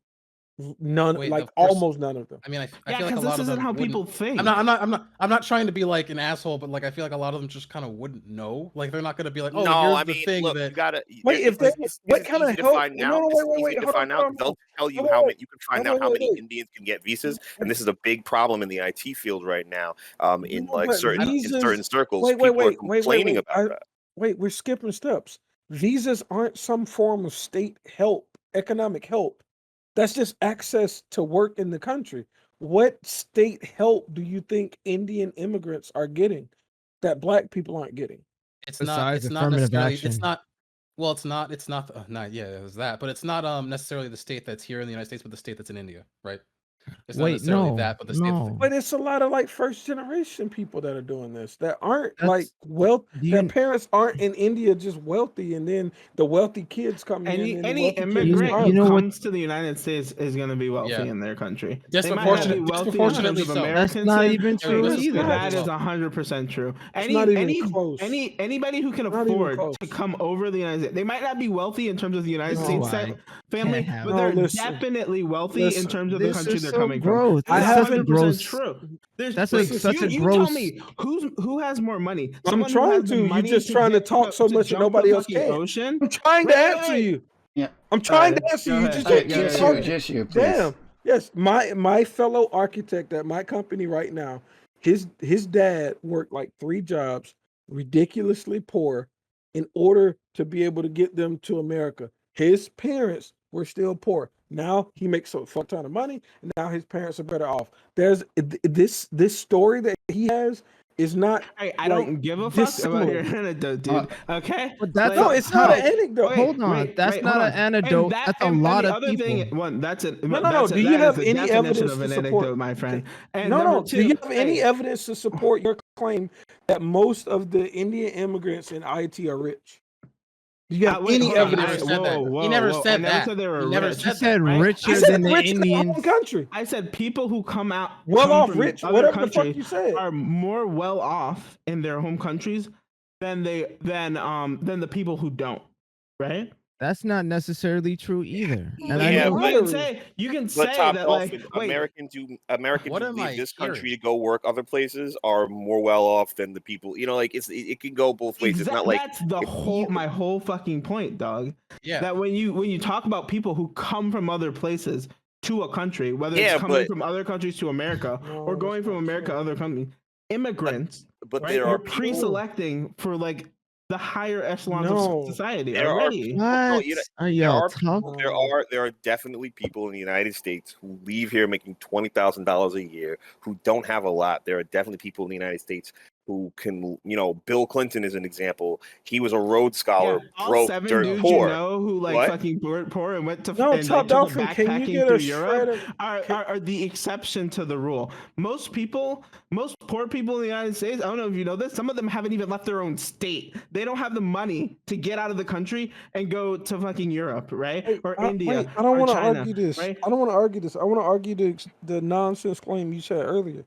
Can you give any evidence on like software engineers?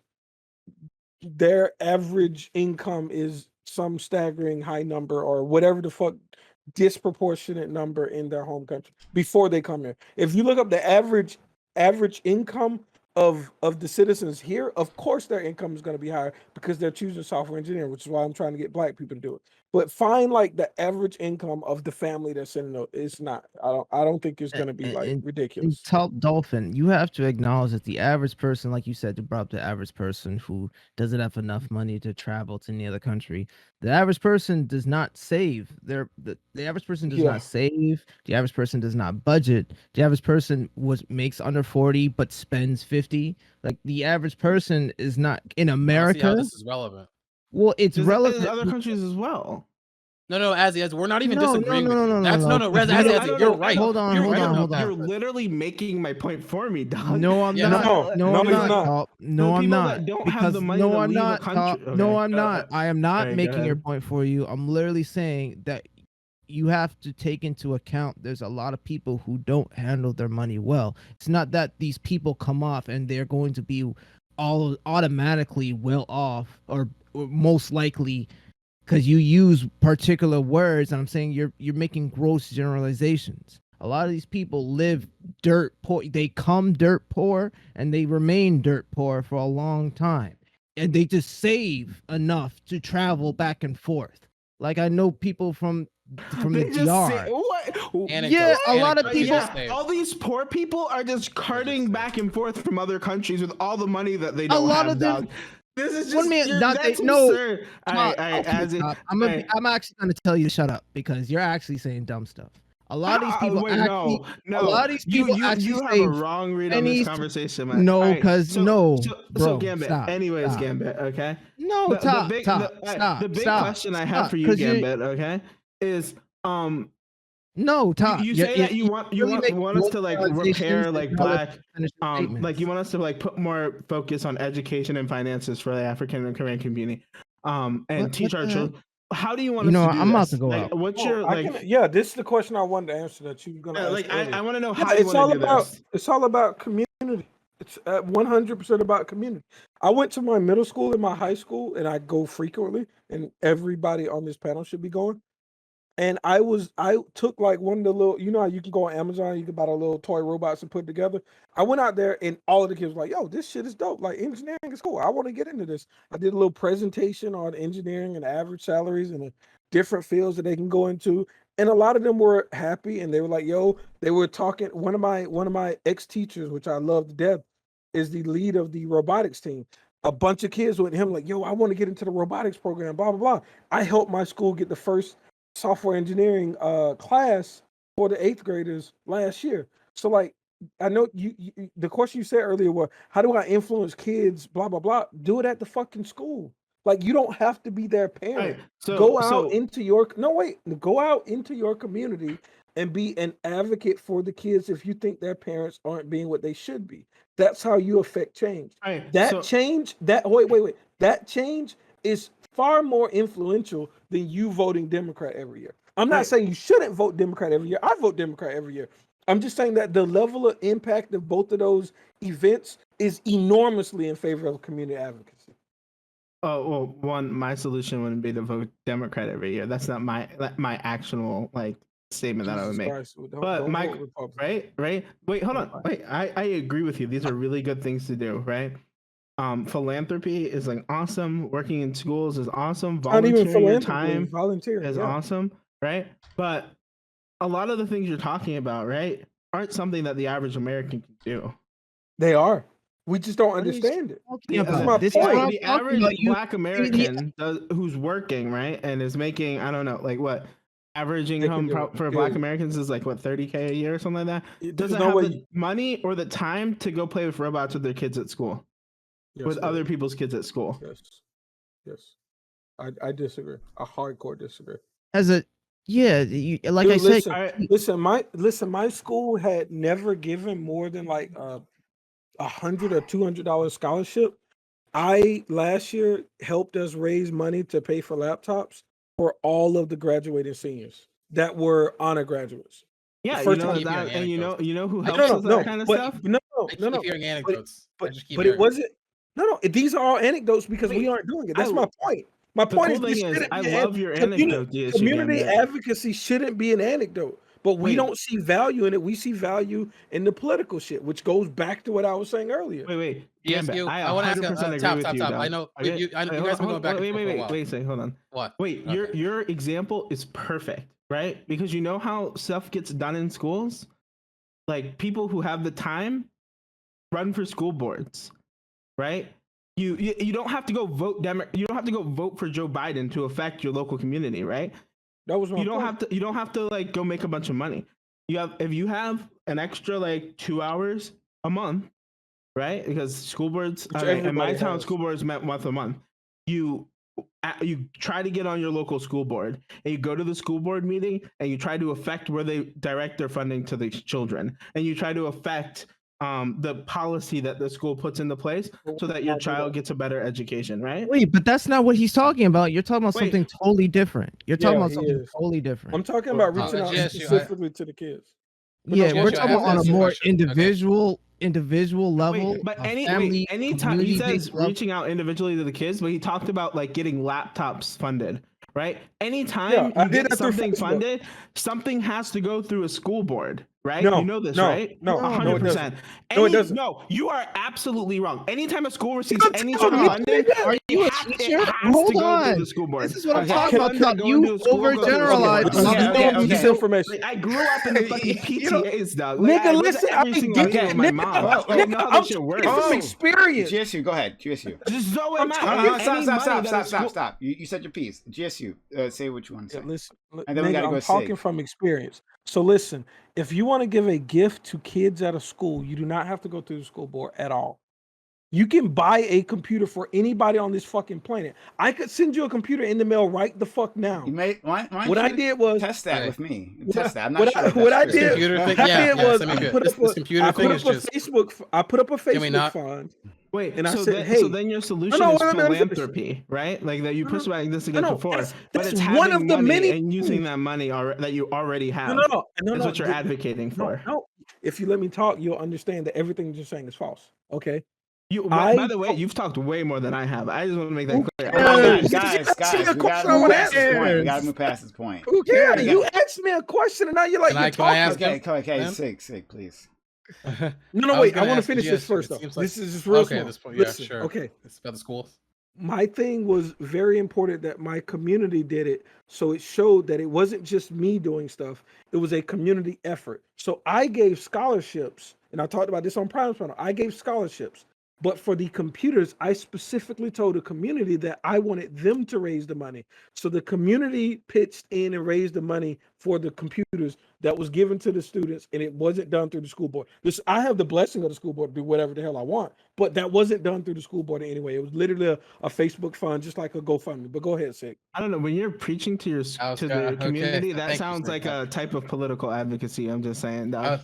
So in terms of 100% what that is. like can we not just like extend this to like political advocacy? I just want to talk about like GSU. It seems like what you're talking about, like just overall, is just trying to change the culture, right? Just trying to change like certain things about American culture, right? Okay. Now you know I support that. I 100% support. I think that's great. Okay. But okay, where does culture come from? From us. It doesn't come from politics. Culture. Okay, so like so to me, I would say because it's always a cultural influence first, and we make policies around that in order to protect somebody, or you know, I 100% because it's always I was you didn't even let me finish. You're gonna make the exact opposite thing I was gonna say. I like it. It's cool. I know. But I was just wanted to say that, like, this before. What you I say your believe point. is that what I say. Yeah, no, thank you. But I was gonna say that like what comes first to me is your environment. Okay, your environment shapes culture. 100%. That's what happens. That's what shapes culture is your environment. I agree. So but when I say because hold on, let me finish. we are a part of the environment. I let you finish all the time. Yeah, exactly. We're part of the environment. We help shape our environment, right? Now, I think the easiest way for us to shape our environment is with public policy. Okay, not necessarily politics, not necessarily politics, like posting shit on Twitter, right? Because I feel like politics is a very broad thing, but public policy, okay, that involves like getting on the school board, like Top Dolphin was talking about. That involves shit like that. That involves stuff. It's not just like doing stuff like philanthropy, like buying kids laptops and everything. That's awesome. That's a nice thing to do, right? But I don't think that has enough long-term like effects as like actually changing the rules that the school has, so that you can make sure that the next generation of kids, the next generation of kids, next year have laptops and funding for laptops. Okay, so you're using the wrong word. What you mean is community engagement. What? Yeah, you're using the wrong. This is the problem I have with a lot of these conversations. Because this is the reason you said policy, and when you usually public policy. Well, community engagement is what you mean. That's not the same. No, that's not the same. That's not the same. That's not the same thing. It's not exactly the same. No. Hold on. You said I used the wrong word, right? So even you acknowge it's not the same thing, right? I didn't acknowledge it. I'm asking how is what you're talking about not community engagement? And no, I'm not saying it's not community engagement, but I'm saying that it is community. Okay, it can be both things, right? You can have public policy that's also community engagement, right? Like they both. Why you look so confused? Like they are the same. Because they can be the public same thing. policy is a very particular thing, and it's usually done in a political sense. We don't just talk about policies But it also can be in a community willy-nilly engagement. way. Yeah, But it it also can be is, but Awesome, it's a fantastic. subset. Right, we agree. But I what you love it. really mean, what we're trying to talk about in a broad Okay, sense. so what you I want think what you want me to mean, Azzy? What you let's say what it's you not want even me what to I mean no. is I want community you to engagement. broaden. That's what you, I want Yes, you that's to what you broaden want the me to talk about. conversation. Yeah, yeah. Awesome. All right, great.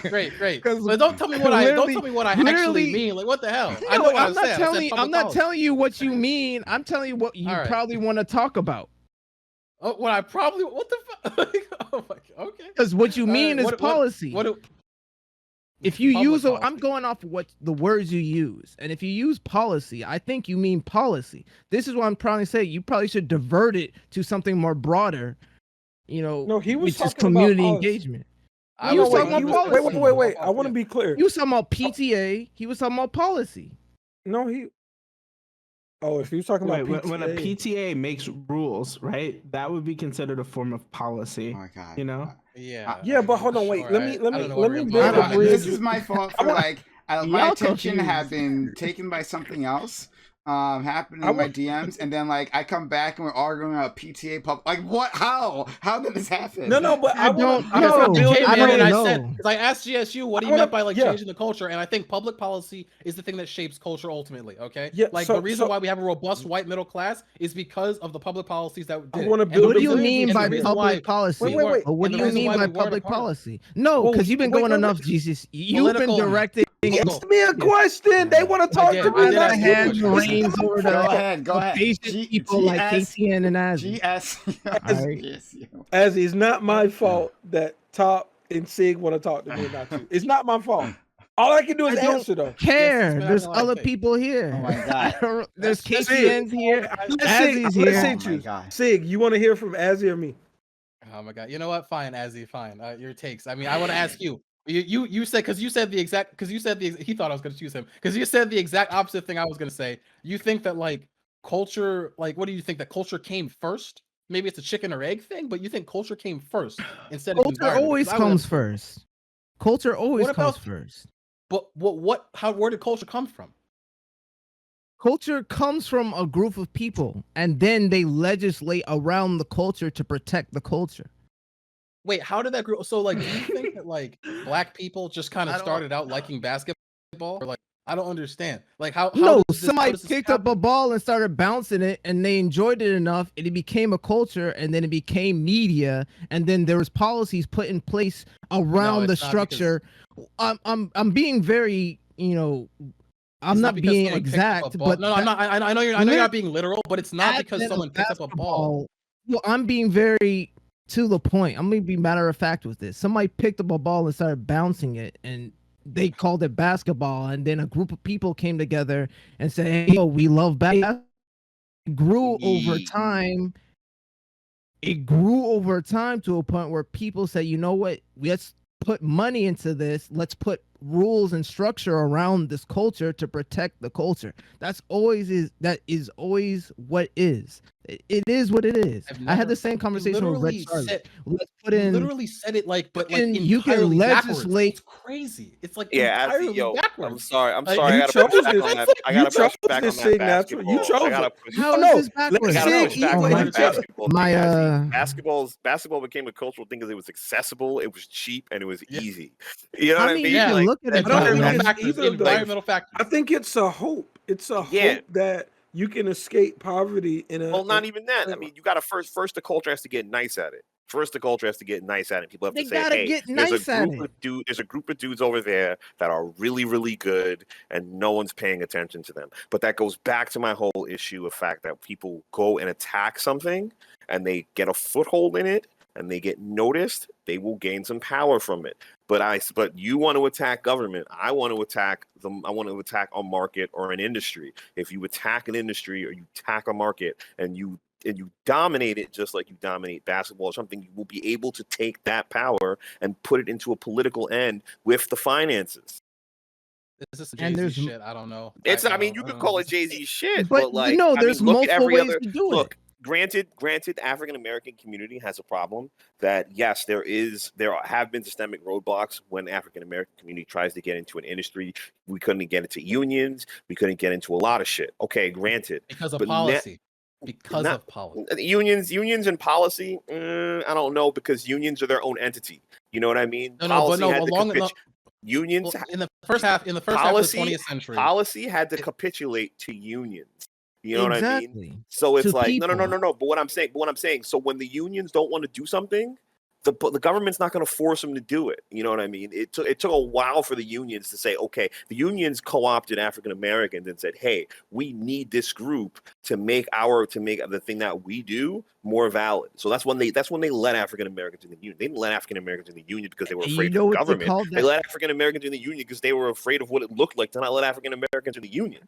You know what I mean? So and you know what they called them? Culture vultures. That's what they called them. I mean, yeah, but the culture vulture is a. I think we should agree with Sig on one thing, and this is an argument that I've had with a certain black streamer that's probably not here because of me, but I agree with you that if policy change were made, it would be the most influential and the biggest starter for cultural reformation.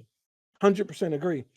The problem is I think the barrier to get that policy change is so astronomically high that it's, to me, effectively impossible.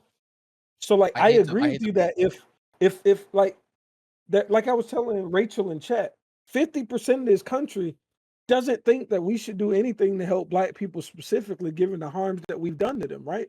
That we are a small fraction of our of our political spectrum, right? We have even smaller representation of the representation that exists in this country. Most of them don't feel, yo, tomorrow we need to go do something to help black people, given the situation that we've literally crippled them into. So because of all of those factors, I have to look at what's going on and say, yo, what do I think is the best path forward? So yes, I'll advocate and say, hey, I'll give money to Andrew Yang, and I'll say, yo, UBI would be some base shit. All black people, that's I can't remember the amount now, but a ridiculous amount of money per year, $1,000 per 13% of the population, a lot of money that would go directly into black communities. But that nigga got 3% of the vote, right? We can want political change all day. I want it too, but that doesn't mean it's realistic that it's coming tomorrow. And I feel like we tell ourselves it is, and it's empowering in some ways, but it's not real. It's akin to when Azzy was or maybe it was Top said, would you have said this? You can do whatever major you want. No, go ahead. GSU, I just want to ask, would you have said this in the 60s?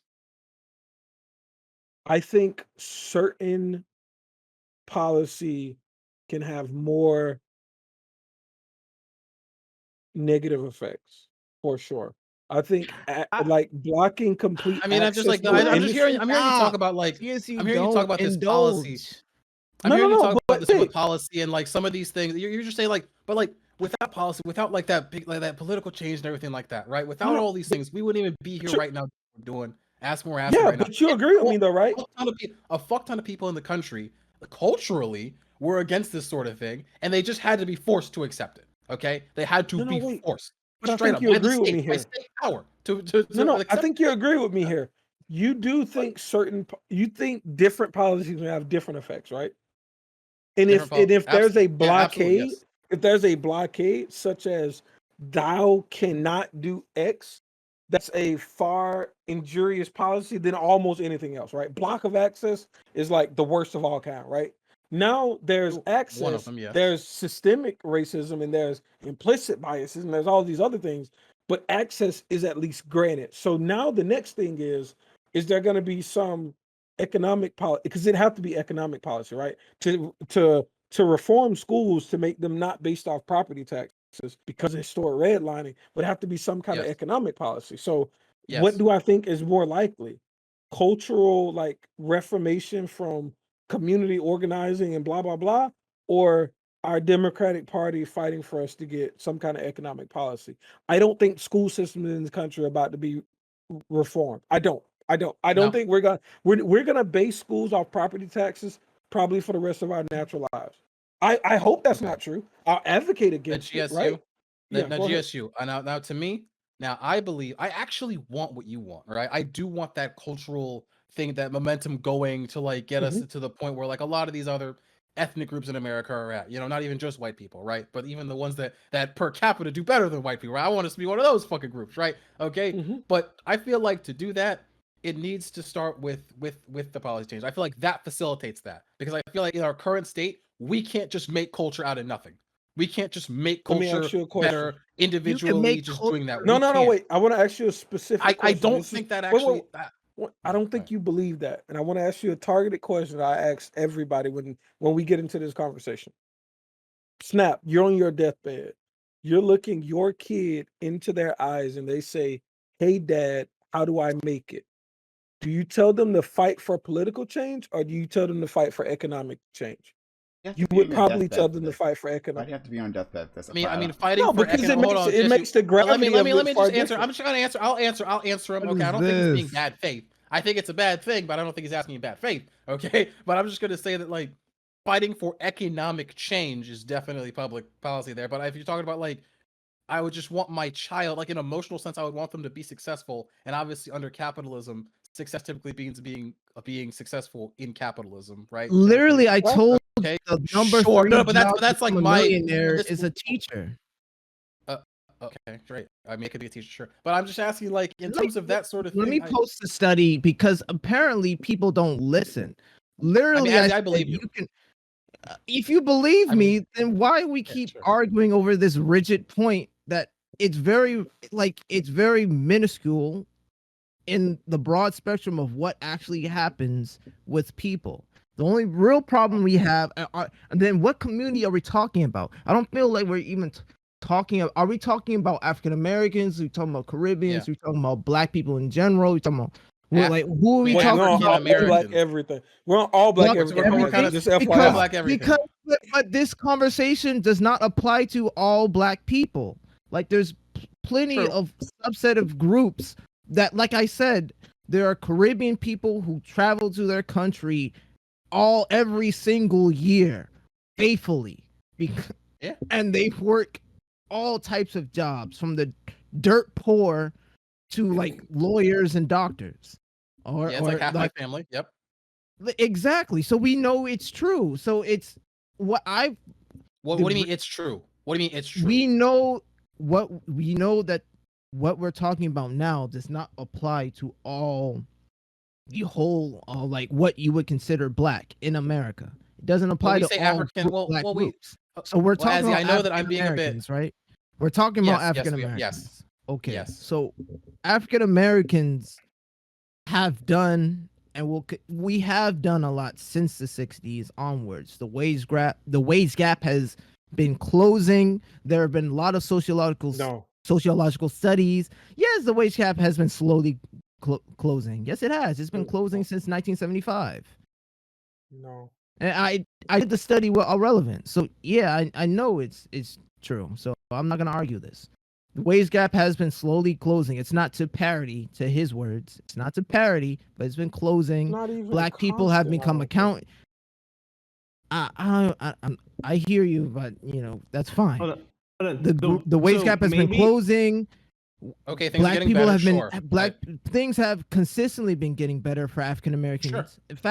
In fact, a lot of the advent, the reason being a lot of these other groups are able to get as far as they are able to get to is because of African Americans. So we are making policy changes. The only reason that we just have this, there's no unification with it. There's no unification. There's no advocacy, consistency amongst African American communities on the broadband of the country. There's no constancy amongst all our communities. You'll see some African American communities doing really well, and then you'll see like a lot of them just doing like they're just still dirt poor, and we wonder, because it's racism. And I'm not doing the pull yourself up by the bootstraps argument. I'm literally saying is because there's nobody within their community. Everybody is being very selfish. There's no advocacy between individuals. Like you said, there's nobody joining the PTA. So there's a bunch of white people working those jobs who don't really know what's the functions of the community. So they're they're just looking at us and they're just prescribing things that they think is what's best instead of us being in there. So it's Azzy, again, this is like a cultural thing. You're saying like these groups are historically, or at least right now, doing poorly. These groups of African Americans are doing poorly because of cultural reasons, right? Can we just long story short? Well, yes, like, for the most yes? part, and I think that's what GSU has been saying from this get-go. Like, no, culturally, and I identified that. I identified that choose... very quickly. Yes, it's culturally, right? So, like, but culturally, how do you change the culture? How do you change? It's a multifaceted individual. It's on the individual level, and you have to get it. You have to get it. It's like hip hop. You start very small with a couple of people, and you have to reach abroad. Like for what KTN said, you have to attack certain marketing. You have to attack certain industries that affect those that individual change, that affect those growths. Because all culture always starts from singular groups, and they move to bigger groups. To me, I know we're almost at time. I'm sorry, Prime, but I'm just saying. My final point is that I do not believe that in the history that's how any culture is changed. Okay, it's not by these like individuals penetrating industries and getting like economic shit done, and then the culture just I don't. How it always starts. The National Association of Black Accountants started with a few, in fact, 40 people, and it grew to thousands of people. But those 40 people had to break way and continue to advocate for the next generations to come. There is a consistency being established. What we're dealing with is every time, what the real problem is, whenever Black people's African Americans start or Afro Americans start, there is something that either undermines us or we're just we're not unified enough. Something like what? And that's generally what other groups establish first. In any part of society, whether it be economic or political, there's no unification. Like, we have a group already present in the political stratosphere, but we look at them and say they're inefficient. We need to scrap them and start all over. We're always starting over. That's what's always happening for a lot of, like, just think of Black Tulsa. We get to a certain point, but then something undermines us, and we always are at this start over point. State power undermined us. It wasn't even just state power. It was a literal mob of people that burnt down. It was the police. It wasn't just mob people. It was the police department. It was everyone. It wasn't just the police. Exactly. So okay, but what's important about how you destroy a city, right? They took military planes and like went over and literally bombed it, right? Like this was clear. And then like the state permitted this, right? Like they just I let it happen, okay? Because there was a culture that allowed it. You literally racism is a cultural thing that is transcribed within law until it became unacceptable, and then they started putting in civil rights. Politics can't always advocated for political change. As a political, as someone who's like, they changed law to protect. Wait, Azzy, wait. We can do things on this easily. Sig, how do laws change? Through cultural like embracement of new ideas, right? The culture always comes before the law. Like, it's impossible to get the law. How do you imagine that imagine you drop us back in time where everybody hated gay people, right? Without changing hearts and minds of people to be more accepting of gay people, you don't get the laws. I don't think you can get the cart before the horse. I disagree. You have to have the cultural change first. I think it's largely a lot of minority groups just fighting for political change. But who would enact the law without cultural change? Who would enact the law? Imagine everybody hated Black people, period. Who would enact the law that says let's help Black people? They would have to culturally be changed first to like at least see some value in Black people, and then they change. I disagree, Sean. Or there have to be some external factor that's bigger than the influence of those people. The reason Jim Crow was okay. I wanted to give it a try, right? Because on that specific point, talking about the civil rights movement, it's not as if like the culture that allowed that political environment where Jim Crow could be a thing, right? That hadn't changed. It was more there's some political pressure, right? That changed it, but then I've seen. I mean, it depends what you mean culture, right? Like, I guess that's where everything lies on. If you're talking about a general society, a general culture shift, then not. It's more like there was an awareness that there was this problem happening within the U.S. and that something needed to be done. But I'm not sure if that counts as a cultural shift, right? Let me ask you Well, questions. I got Let me ask.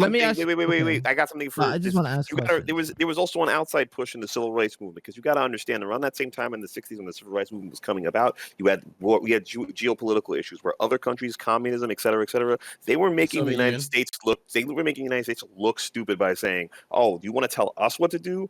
What are you doing to these people in your own backyard?" And a lot of that pressure came, and then you have all the other countries who were decolonizing, who were saying, "Well, if we're going to decolonize and we're going to deal with you, you're going to have to, prove to us that you're the hegemony that we're going to have to look at as a shining example of what to do in the world." So that's one of the big problems with, it's one of the things with the civil rights movement. It was a lot of shame that came from the global population, as opposed to them wanting to actually go out of their way and say, we're going to give equality to African Americans. It was a lot more shame, and it was a lot more outside culture pushing the United States to actually change the policy.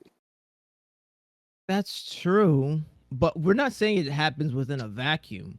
But you can't ignore the fact that there's some my sort argument. of My argument is people- the United States, if they really wanted to, they could have just kept it going.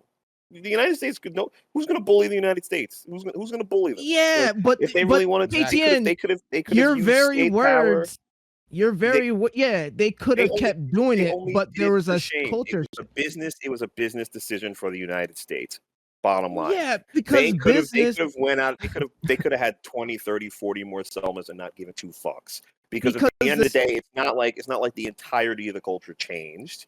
It's not like the entirety, the laws were out there, but now you could just do it by another route. You could just discriminate, and you could just do other things by another route. So having the force of the state, yeah, that's great, but also the culture still didn't change wholeheartedly. It took years even for that state power to matriculate to actual social power.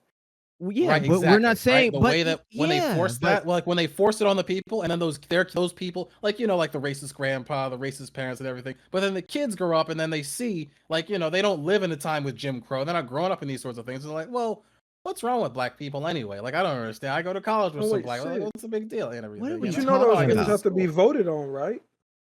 What? So we vote for our representation. Our representation, legislators bring forth bills, vote on it, get those to pass, right? Sometimes that doesn't always. Well, GSU, I actually like to point back on that. Sometimes it just takes people that were voted in that didn't necessarily promise those things to begin with, that ended up doing it. A great example of this is the Warren.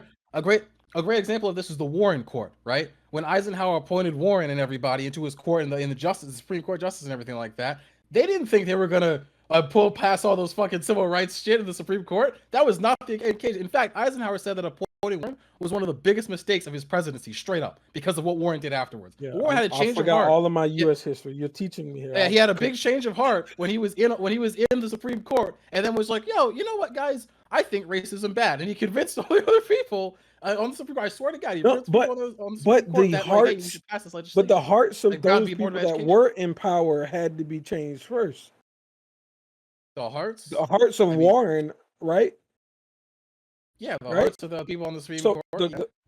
So those people had to be changed emotionally, and then those people got into some positions, and then they advocated for political change.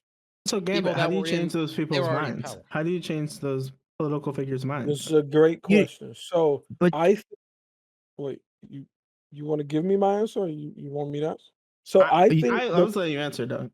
Yeah, I think the problem in America is people don't value Black life. I think even in some ways, Black people don't value Black life, but I'm not going to wax about that shit right now. That actually sounds really interesting, like an interesting topic.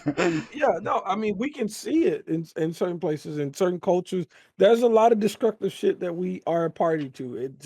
I hate to say it on public platforms because then people snip and then, oh, look at what the Black guy said, right? So I don't want to wax about some of our culture issues that we have, but I'm going to write that down for a topic. Now we're going to talk about it. Yeah. Oh no, for sure.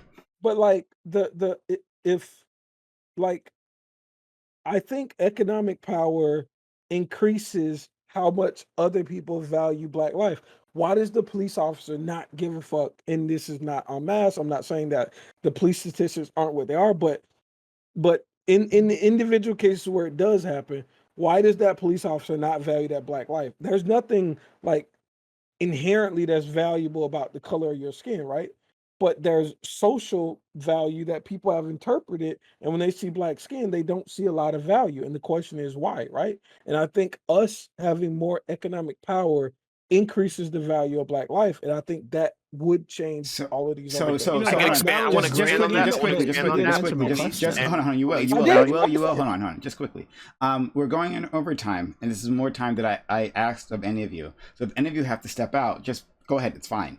So no, I don't want anyone to feel obligated to stay. But like, I like to continue this conversation. If you like to continue this conversation, but this is overtime. If you have to leave for anything else, please just let us know and hop off. But go ahead. KTN. Yeah, so I'm gonna expand on what KTN, GSU Gambit said. Wait, I'm gonna let you go. Hold on, I want to make sure he understands I answered his question. He said, "How do we change these things?" I think increasing the value of Black life through increasing our economic successes or averages or whatever, that increases the value that other people see in Black people. So that's how I answered your question. Okay, so what do we wait, what do we know about police officers? What do we know about police officers? We know police officers are paid by what? Property taxes, right? Property taxes. Now, when you're in a neighborhood where they have high property values, the police are always going to listen to the people who pay their fucking salaries at the end of the day. And at the end of the day, I mean, hey, look, go into a particular neighborhood and see how particular people treat their police officers. We can go through all the body cam footage of all the higher end neighborhoods who have all those police officers. We do not see police officers beating the shit out of their constituents for fucking traffic violations, gun or no gun in the car. We do not see police officers beating the shit out of their constituents for fucking throwing their crumpled up traffic tickets in the police officers' faces. We do not hear police officers going out of their way and saying, "Sir, if you don't do this, I'm going to arrest you," and that they take the ass whooping some of the time. And it's very honest. And the thing is, they are scared of their constituents because they pay their fucking taxes. In some places, if you touch the wrong person because they pay X amount of taxes, they're going to fucking get you fired. And in neighborhoods where people don't have the money to fucking pull their weight around, the police officers don't give a shit. Because at the end of the day, yeah, they're taking your low tax income. It's going to the city or municipality, and they're getting their money from a bureaucrat, basically. They don't think of you as a citizen. You can pay as many taxes as you want. You could pay as much rent as you want. But as long as they think that you're not worth anything financially, they're just going to fuck with you. And everyone knows. And then this is the other thing, too, because people talk about black classism, where they say, oh, well, you know, if you're black and you become rich, you know, you have it better off than a white person who's poor, et cetera, et cetera. Well, then that would go for the same thing, because police officers are also somewhat scared of messing around with rich black people, you know, because they don't have to deal with the court case. So you gotta look at finances are definitely a marker of value when it comes to power structure. Oh, all right, we're back on me now. So what I wanted to say was, what? I feel like you disagree. Like, I don't necessarily disagree. Like, I don't think that economic power is a bad thing. But I do want to push back against the idea, like, even in spaces where African Americans have economic power, it takes like a quote unquote messenger, right? And those messengers are usually people who are advocating for political power. And economic power can be a very useful tool to help assist political power to be stronger, but it's like not one-to-one, and we need those people advocating anyways. And sometimes you see cases where the economic barriers are too high and it's really hard to get things done, and the solution is to raise more money, or to, I guess, if you want the black community to make more money, like, that can help. But in other times you see that, like, we don't have the economic power behind decisions, but we can still get things done politically. I don't think either of these, and I just want to make it clear, I think there's two very big distinctions here. like Gambit asked Signatural the question about like you're on your deathbed and your child asks you how do they make it. Of course I'm gonna like if I'm telling my child how I think they as an individual should act, I'm gonna tell him to work within the system that we have and maximize his chances. The same way that like if I when I have a kid one day, I'm gonna teach him to like how to act around police because that's a thing that should be done, right? As an African American in this country with police violence. However, that doesn't mean that at the same time I'm not advocating to decrease racism in the police force and advocating for systemic change at the same time. And a lot of times economic power can help with that, but I don't think the two are like mutually exclusive and that you only need one. I don't think they're mutually exclusive, but I think time and energy are not infinite. So there has to be a priority on one over the other. That's my argument. And I think we prioritize politics more so than economic power. Or at least we don't prioritize economic power to the level I think we should. Maybe that's what I should say. So what I personally think is I think the people who don't have the money, who want to make change, but don't have the economic power, can do things like write senators. They can do things like run for local positions like school boards, and they can affect policy and they can affect political change. But if you do have the economic power, or if you have children, you can help them gain the economic power to have that power behind the political change you want to make and make it economically. I agree with you that it's a lower barrier to attempt to make political change. But I think to actually make political change, it takes more than writing senators. I've written letters and I doubt they got read, right? Or maybe they did and they just didn't give a fuck, right? Like, I don't know. I don't want to diminish political advocacy, and I don't want anybody listening to me to take it as Yo Gambit doesn't think political advocacy matters. I think it's incredibly important. I just don't think it should be a priority to economic empowerment. I guess my solution, my answer to this, right, is let's say that like even proportionally, right, Black Americans made the same amount as white Americans, which is just not true, right? Let's say like we make up what is it 12 or 18% of the country's 13. Population. Let's say we also 13. Let's say we also made up 13% of the country's wealth, right? If political power is purely a function of economic power, and that's the only way you get things done, we are never winning that battle. That's not how it works. Right? That's not how it works. No. Part of what he's saying is true, right? Being a minority is almost a guarantee that you're probably not going to have equal treatment. But you can advocate for equal treatment in the communities that you frequent. This is such a, and that's what you can do. The paradigm is off. And I'm going, the paradigm is off. It's true that's something real. We'll never have as much money collectively as any community that's has a broader population and does as well as us if we're basing it off a scale. But we don't need to do as well as them in order to do better within our own communities. That's been proven time and time again. So this is why I fight, like, when we say these roundabout, and listen, the solution is, like, you have to understand that economics is one of those moving factors, and policy is a facilitating factor. Like, it facilitates the movement of money. It facilitates culture, facilitates all those things. But culture and all those things, that is a moving, that indicates where, policy and all this stuff is going to go.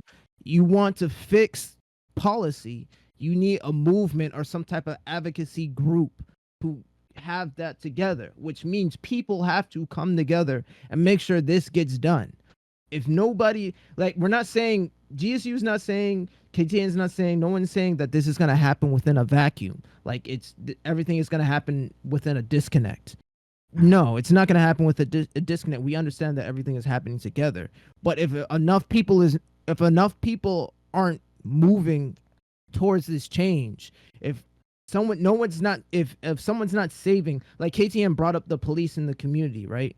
The police think if police looks at our communities are run down and people are broke and destitute on the corner, maybe a drug addict, maybe have a disability, maybe can't read. Like there's certain things that we need to do to make sure that those things don't happen, so they don't look at us a certain way. And like we said, when you get enough money and you look a certain way, Matt, like I have this problem when we say, like, if you get a certain amount of, it's not that when you get a certain amount of money, the police treat you different. It's when you look different, people treat you different.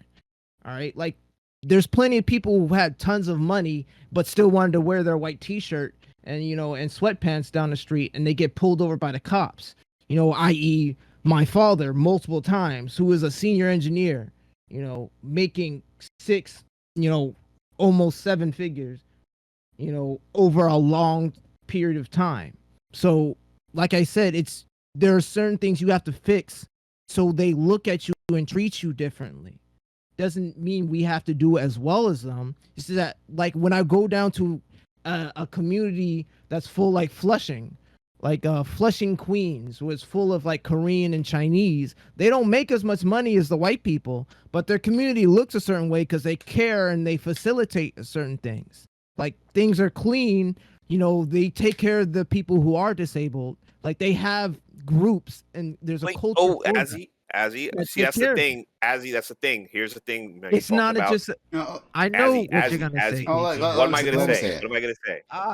What am I gonna say? Because first of all, if you want to talk about, I live in a building that's 1/3 Chinese. All right, so that's something. So here we go. So listen, you got to remember, there's also underground economies in a lot of cultures. So. Hey, and you got to understand about the Tong culture, like they have like Tongs, they have feudal societies, they have an economy where basically they don't even bank like Americans bank. Their money doesn't even touch a bank for like months. They have what that means is their money circulates within their community. I know you're gonna say that proves my point, where the economics is more important because they use their money to uphold their community. And that money does, hold on. And you could be underserved and you could make sure your community is taken care of by stewarding your money properly within the community, taking that money, growing that money, and making that money work within the community. Now, but there's that's not really. Yeah, I mean, that's not really but that's the thing. That also, if you want to back it up, we're talking about their cat community. They have political power. They've gained their political power. I mean, the guy who ousted Cuomo is of Chinese descent. So, you know what I mean? And there are more, and a lot of their representatives are not white. Their representatives, their congressional representatives, they're on the congressional, on the lower house side, mostly Chinese. You know what I mean? So you got to understand that they took the financial power and they turned it into political power without even really doing all of the internal usual power structure stuff. No, that's exactly what they did is they had a strong enough cultural base and they moved in unison, and there wasn't a lot of things deterring them. They moved in unison. They were able to facilitate. Wait. There wasn't a lot of stuff. Let me finish, KTN, because you cut me off. There wasn't a lot of stuff deterring the. I'll cape for the Asian American community. They had a lot of shit that was secretly thrown at them. You know what I mean? They had an entire law written about them that kept them out of this country for, a long time. And, African Americans helped them get in. But, and also they were also redlining. They were yellow lined.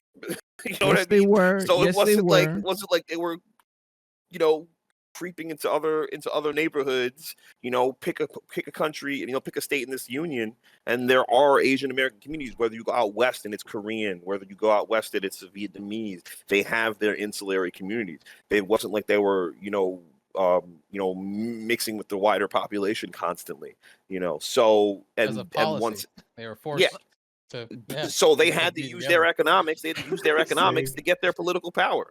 So no, because we're operating backwards, and we're making the egg is becoming the chicken. And so no, it's because they all wanted the same thing, and they were able to work together from in a group base. Working together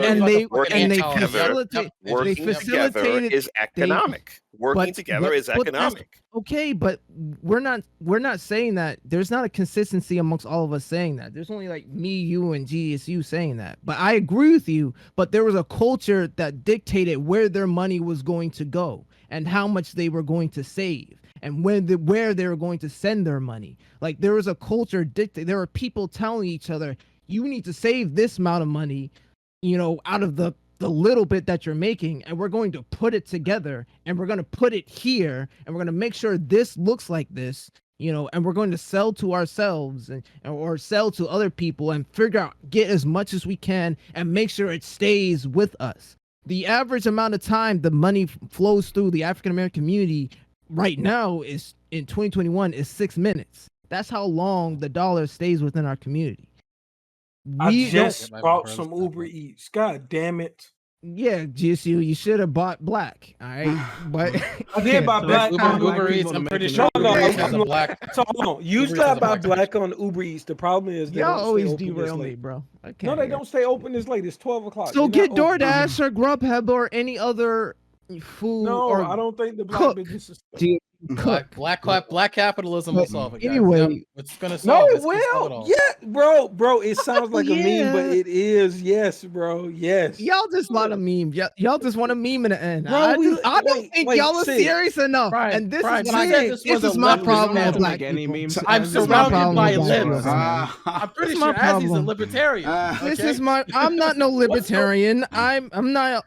Sorry to tell you, black people getting money is as left as America gets right now. So exactly, like I'm conservative I'm conservative in my house. Black people getting anything is as left as America gets I gotta be to survive. Okay, conservative in my house, and I'm left outside. All right. Prime gave you the recipe, bro. Money affords you opportunity. It's king, bro. No, it's but king. you like Prime has to get up in front of the camera. I'm unironically hearing black Prime had to facilitate. Unironically, stop, because literally this is what I've been saying. This is what I've been saying from the very beginning. And support black businesses, and if they literally, if you look at church, oh my God, what does Prime have to do? Prime has to get in front of the camera, and what do I have to do? Prime has to get in front of a camera and facilitate a community, build a culture around, bring your money here, don't go anywhere else. Make sure your money runs through this community as long as possible so we can build it up into something big. Amazon Prime and allow Prime more Gaming. I think this might be the channel to use it on. Yes. Like, that's what I've been saying from jump. Literally, when we were talking about all these immigrants who came over, they had a roots and references and people behind that they can kind of like deal with their mental health a little better. Yes, that's true. But black people since the beginning of time, despite that, have been doing well. African Americans, what I'm talking about. If anything, Africa, Africa and the Caribbean, they've been doing their own thing as well, and they've been facilitating. I work in a Jamaican, primarily Jamaican school, and they do great. Like I know the head of hospitality in the Bahamas. I know who she is. Am I reading a Thomas Sowell book right now? Like no, like we have this tendency to look at all the negative and think, how do we deconstruct this and deal with this negative thing? When really we should be looking at it. I'm always going to come and I say this is why I don't like in these we try to do this academically and try to break it down, but we never put it back together again and realize that there's patterns to it too. Literally, it's the same thing happening repeatedly, and we always think we need to put in new law. No, we have people there who are trying to put in new laws, but we're not even backing them up. the last time I was up here and I was talking about the Black Caucus, y'all said, nah, scrap them. We need to start over. we should We scrap should them. scrap them. Like, but it doesn't. No, just join them and change them from the inside. I can agree with that. I actually I kind can of. agree. well, Invite actually, them as to it- Black Caucus to they're church. all They there. would get some I don't culture and think- some values. Go ahead. I Sig, don't Sig. think we should scrap. I actually don't think. You're always Sig. starting from Sig, square Sig. one. Go ahead, Sig. I actually don't think we should scrap the Black Caucus. There's a lot of bad there, but honestly, it can be made into something a lot better. I don't think we should just scrap the whole thing, because if we're gonna It's scrap the never- guy, we might as well just scrap the fucking Democratic Party, because they're just part of the Democratic Party. Okay, It's I mean, never Bro, gonna be you want to scrap the perfect. Democratic Party? I have no qualms with that. They got to rebrand, Yes, drop say the you know the name. people who come here. I'm sure we'll all I'm sure we'll all agree with that stuff. But like, if we're talking about like what comes, we're kind of talking about a chicken and the egg thing right now. But like, I don't know, man. I don't think we're gonna like create like Wakanda out of just like what Top Dolphins talk about, like going to church and just being better. And Yeah, what you but- know, as just being unified. That's the unified, thing. Like, you you know, don't need to be like, Wakanda, everybody- but it could be Atlanta. Like, yo, I don't even. could Like, be all Atlanta. I want is Black Smallville. Can we get like Black We could be Smallville? Black Like, Small. that's like We could be like, that's like- Nigeria. We could be like, it's like- Nigeria. it's so We could weird. be It's like- Atlanta. Every black place could be Atlanta. All you need to do Is believe. Yo, it's all you need to do is somebody put believe. somebody Well, put. actually, I wonder how Brian, bad. no, I wonder it's how just- bad the but homelessness this problem is is the getting in problem, Atlanta though. right I'm now. not- Is it I'm not is even, San like- Francisco level yet? It's getting Y'all bad. just- It's getting real I don't bad. understand when I speak. People think of like it's like y'all just. It's sorry, like it's Azzy, just I'm like sorry. am I a joke to you? Nah, No, bro. Like, no, you're not joking. No, you're not. yeah, no. I mean, but Sig, for real, like, Sig, what do you really want? Because like you say you want the political power, but the thing is, like, the political power, it's there's kind of like proof that, like, yeah, okay, fine, unless you go like super local. Once you get past a certain amount, you get into the state politics. And I was arguing with Top Dolphin about this a while ago. There's not a proportionality. There's not enough African Americans to affect policy in certain states to get to the national stage. You can't even turn a state that's as small as Illinois. You know what I mean? Illinois is not that small; it's like a mid-sized state. I mean, but you can't even turn a state that's as small as Illinois to take care of the interests of the African Americans in Chicago or in Detroit or in Tennessee. You know, states where there's an even higher black population, like New Orleans, like Louisiana. You can't even turn those states or get the kind of political influence if you want. Every single black person in Louisiana could just stop working. It could just stop working tomorrow and just say, we're gonna fuck the state house up, and they'd still get ignored.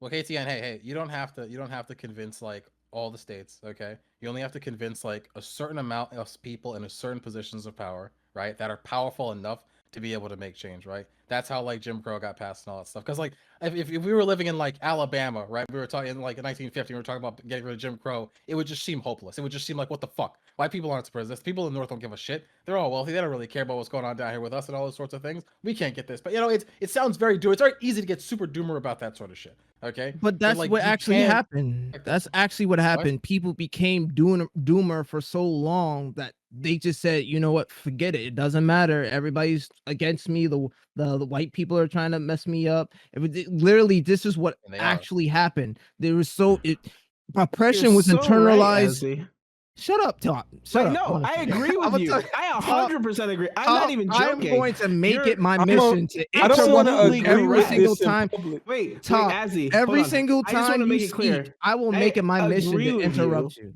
I agree Shut up. with you, dog. Shut up. Okay? Shut up. No, come on. I don't let him care. Go. Let him go. Hold your agreement. Adam, go ahead. Okay? You can clap. You can show me the. You could give me a thumbs up, and I'll been going see for it. a little bit. Come on, let him speak. Go ahead. Everybody's been talking, but You've just been let talking somebody. too. You've been. So I don't know why. Like we gotta. I haven't said that to anyone. You've gone for a like. Oh my god. What I'm trying to say is like literally, if you just had. If you just 3 things, make sure your kids can read on grade level. Make sure you're saving enough and you're taking care. Well, literally, that has a brush your teeth. That's no, that's literally a big deal. Like because because especially in low income communities, because black boys in particular can't read on grade level, they are moved into these special education classrooms, and because they're designated in Umar the special Johnson. education classrooms. Like, they treat you a certain way, and because you are now treated a certain way, the paradigm of that individual is changed, and they're saying, I can't compete with the rest of the world. I don't provide value. There's a bunch of negative chains that are built into, I use change, not, chains, excuse me. I got spit. Let me swallow my spit.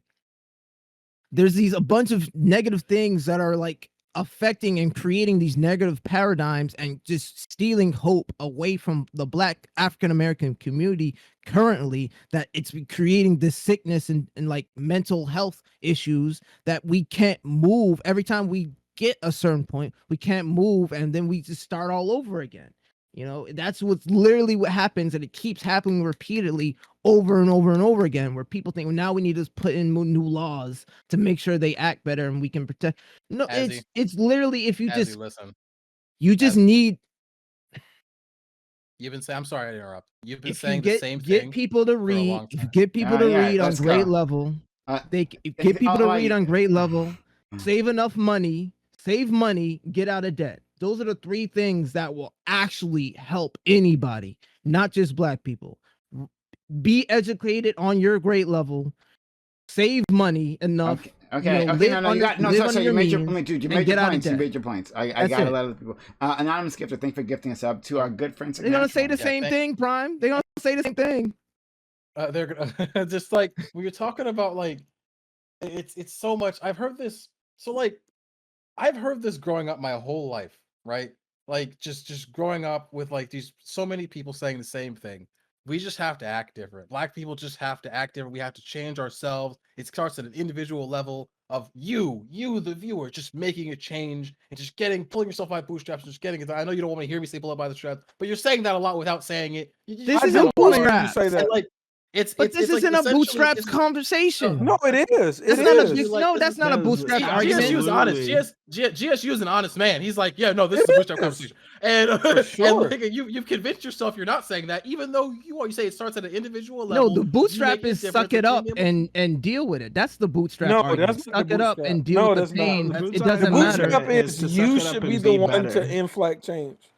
Yeah, you should inflict change. Well, who do you think is going to do the policy changes? Us. But like when it comes, not necessarily. No, we already talked about how small our population is. It's not usually us doing the population. Doing the policy changes. That's the thing. We have to convince those in power to do it for us. That's the problem. So we are convincing people. It's us convincing. Don't want to be convinced. But we don't have the. That is the saddest part. That is the saddest part of that idea, that you have to convince people that don't want to be convinced. I'm not a Black isolationist or anything like that, but the idea that I have to fucking beg other people to fucking respect me so that I don't, it's fucking ridiculous. It's fucking, I'm not even saying that. It's insulting. It's fucking insulting, Sig. But hold on, I'm sorry I want to say, no, it 100% is insulting, but guess what? We're a minority, okay? We're an underprivileged minority, and that's how underprivileged minorities have to get shit done in a country that I would rather live in a black market economy in an insulated community that's gotten economic power than go out and beg another half of the country to fucking look at me like a real person. And I'm someone who would say, like, yo, on the real, like, yeah, I went to college and did all this other shit, but I definitely did work in the underground economy at some point, and I was like, hey, fuck that shit. I'm not gonna beg. I've applied for jobs. I've tried. I've done everything I got to do, and I made it happen because I was like, yo, fuck that. I'm not begging. I'm not begging anyone to fucking respect me. It's as simple as that. It's just bottom line, and that's the problem. I'm like the idea, like every history repeats itself. Every fucking 10 years, there's a rally. Every fucking 10 years, there's an appeal to the wider population. Every 10 years, you gotta fucking go beg a politician. The fucking Kente cloth thing was the cringiest shit, and that was a result of fucking begging for humanity. That was fucking silly. You gotta be joking me. What? I'm better off than I was 10 years ago, and the person 10 years ago was better off than the person 10 years before them. So it seems like it's working. And if it's working, and guess what, KTN? I'm just saying, like, that's why I hate to interrupt Top, but he was talking to me about this, and I'm just saying, like, if you look at, like, I gotta invoke like MLK and all those fucking people, but like, what was he doing?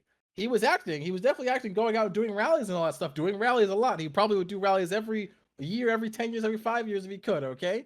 but like essentially it was begging. Yes, pass this policy. Please pass this policy. I will work with you for us to pass this policy. No, yes. I mean that's No. kind of what it is. No, it's not. No. No, that's a very gross way to MLK wasn't trying. determine it. MLK wasn't trying to convince. Wasn't attempting to convince people people in power to change policy. That's not. No, what he was doing. speaking. He was speaking to the internal conflict. He was speaking to the morality of other people. To say What? he was speaking to number one. He was speaking to black people, and then he was speaking to other. And he was literally that was his whole premise.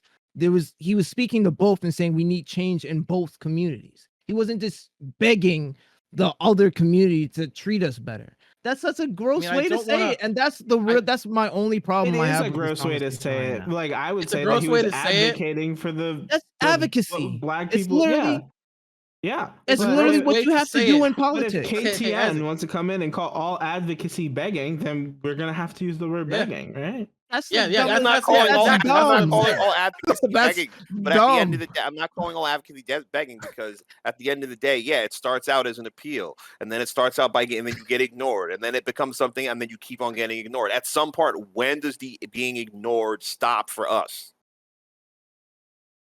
It never stops. There's never 100% perfection. Well, it literally is this is all or nothing conversations all the time. Like Azzy, this is either, Azzy, this is hold on. I just want to talk about how you mischaracterize MLK so hard about this. It's just like the reason why I used the term begging there was because KTN first used the term begging in terms of talking about advocacy and the time like everything that we're doing here. MLK was very clearly doing advocacy. I mischaracterized him. Clearly I think you mischaracterized definitely him. did. Yes, by because saying you said no, by saying that he was just talking to the communities and stuff, right? Like, he was talking. He was talking to both okay? black people and others at other communities. I just said others to speak to like white, everybody else who would align with black people. I didn't want to list them all out. He's talking to you out there. Go ahead. But more, yeah, but Azzy, but more specifically, okay, he was speaking to those that were in power, okay, because they couldn't ignore him. He got too big, right? Because he was speaking to the communities, and he got too big, and he had to speak to those in power and convince them to pass legislation, okay? Because that's how it happens. And it is,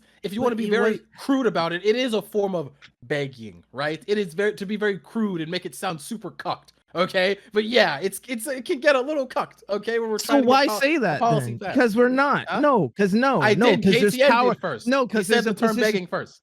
There's a position of responsibility and power to speak truth to someone who has power, like, and to be listened to. MLK wasn't somebody who was just begging. People listened to him. Oh my god! He wasn't just the average Joe. Azzy, I think you've no, because like I have a problem. I said the term begging because Katie, I said no, okay, I didn't. MLK was very clearly I have a problem with your MLK word was choice. very clearly doing advocacy, right? He was very clearly doing advocacy, yes. And KT, I was talking about advocacy and why that's important, and KTN was talking about used in the context of begging, okay? And I'm like, well, I guess MLK was just doing begging, right? Yes. Okay, like, do you understand what I was trying to say there? Yeah, but Sig, at some point, I'm not making the argument. I'm not making the argument that the civil rights movement was like one big form of begging. That the civil rights movement was please save us, white people. Yeah, like the civil rights movement was very pivotal. At the same time, the civil rights movement, there was also decolonization all over the world for black and brown people. So it was a force that was coming all at the same time. It wasn't just one country that was doing their thing. You know what I mean? Yes. I'm from Ghana, where Kwame Nkrumah came over here, faced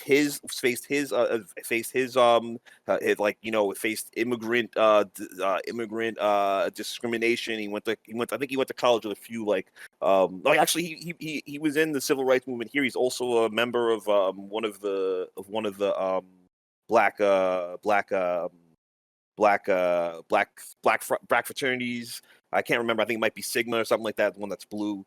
But so he was in the struggle here. He took some of the things here and then he went over there.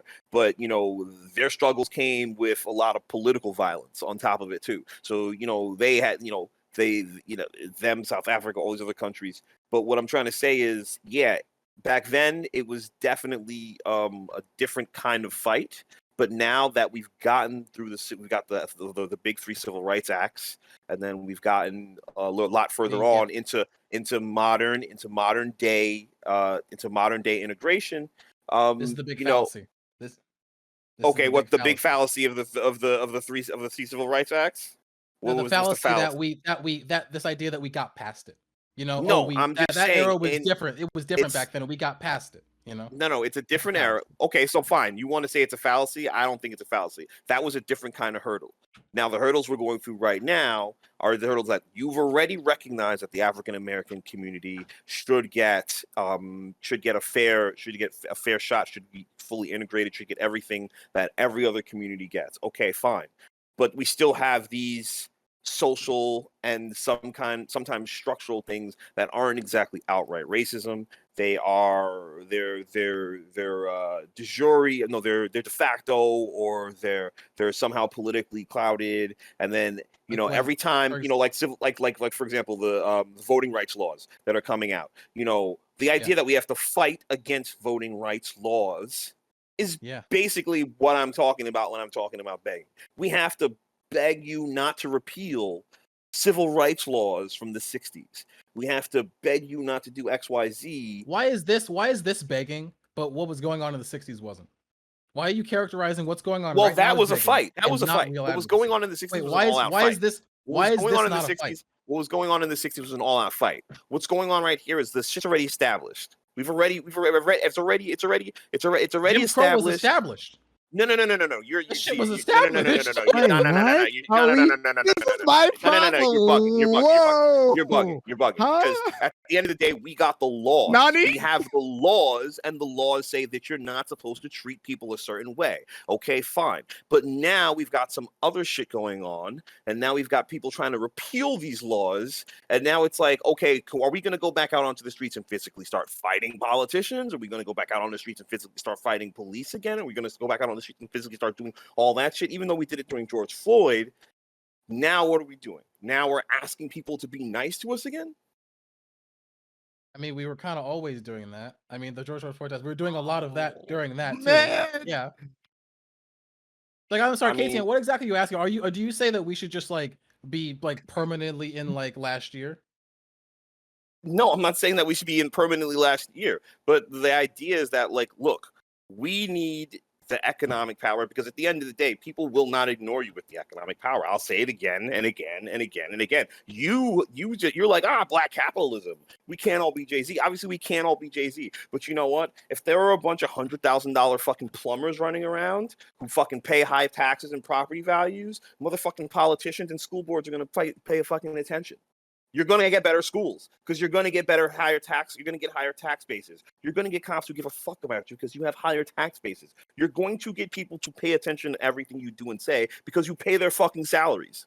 You guess what, KTN? You know why Martin Luther King was so effective? It's not, there was a bunch of rich black people from a multitude of jobs, a multitude of walks of life, who were funding him, who could not speak as well as him, that put Martin Luther King in a position of power to speak truth to power. There were black people who literally came out of pocket, not just the engineers, the lawyers, but everybody. There was a unified action. Yeah, there was a restaurateur, there was the hotel owner, the black proletariat in general. Like, literally, there was a movement, a cultural a unified movement, which is literally what we're talking about. It's just people took their dollar and moved it together. Like, and you know what? And they met in church, guys. They all met in church. They literally met in. But Top Dolphin even just looked at 100%.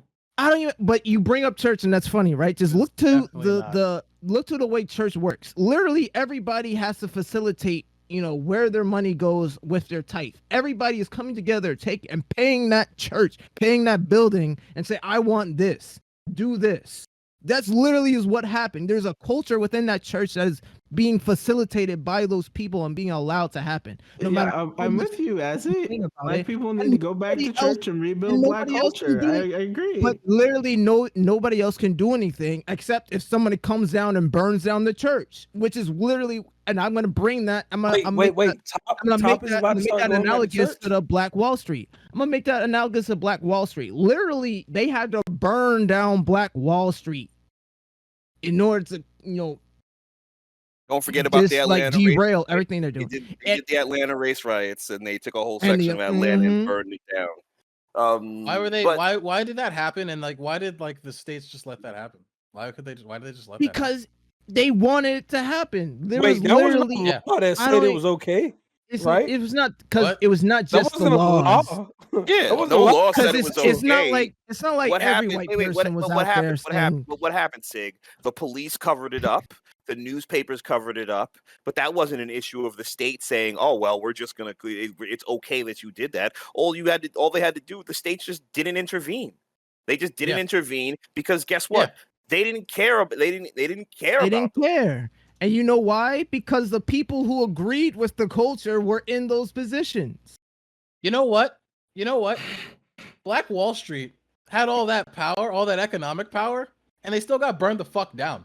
There wasn't enough. What are you gonna do? It was literally warfare. What are you gonna do about it? Either you fight. You had to fight. You had to fight. We just need no, to let's start not do burning that. down You literally had to. and waging war on white communities, and obviously Why they're gonna come out on top because there's so many black people out there. Why didn't Tulsa residents just change the legislation, bro? Why didn't they just change it, bro? When did that happen? That happened pre-civil rights era, right? It happened pre before the laws, right? It happened before Jim Crow was dead. It happened. Yeah. So of course it was a different time where you could just. It didn't matter if you were rich and black; they'll hang you anyway. So you're kind of using the wrong. It's a wrong framework. Framework because they would have just killed you anyway, black or rich. It doesn't matter. You could be a black. There's plenty of stories of black millionaires who were killed. And I guarantee you, if Jay-Z walked, and nobody protected them. And so I guarantee you can't just say. But anything if after Jay-Z does what? If Jay-Z walks down the wrong neighborhood wearing a white t-shirt and sweatpants, and a white person doesn't listen to his music and doesn't know who he is, and he's a cop or somebody with a gun, and they don't like him, and they're all the right things just have to come to play. Just need to just compile in any moment, and Jay-Z could be gone. This is why you don't see. We say, oh, if you get enough money, all of a sudden, no, come on now, they would kill us now if we were in the wrong place at the wrong time and we looked the wrong way. There's a lot of reasons. Like, we can't just say, we're not just saying money's gonna fix everything, but at the same time, if you have enough money's gonna fix everything. Well, you know what, Azzy, let's Sig have his argument. I have my argument. You know what I mean? We're not solving any of these problems today. So no, it's not about. Wait, It's not about. Wait. It's not about solving. Wait till Jesus comes back, Top. Just one thing. I haven't talked in a long time. You have. No, I just want to hear Prime say it. I just want to hear Prime say it. I'm not going to. If you guys are still going, I'm not going to say it. I'm not going to say it yet. Only you guys are still going. Wait, Prime, are we still? I mean, I got work. Back to church, right? Next Sunday. I got work in the morning. That's how we get all this shit fixed, right? Okay. All right. Look. Dolph is just memeing. I don't know what the fuck you guys are talking about. Yeah.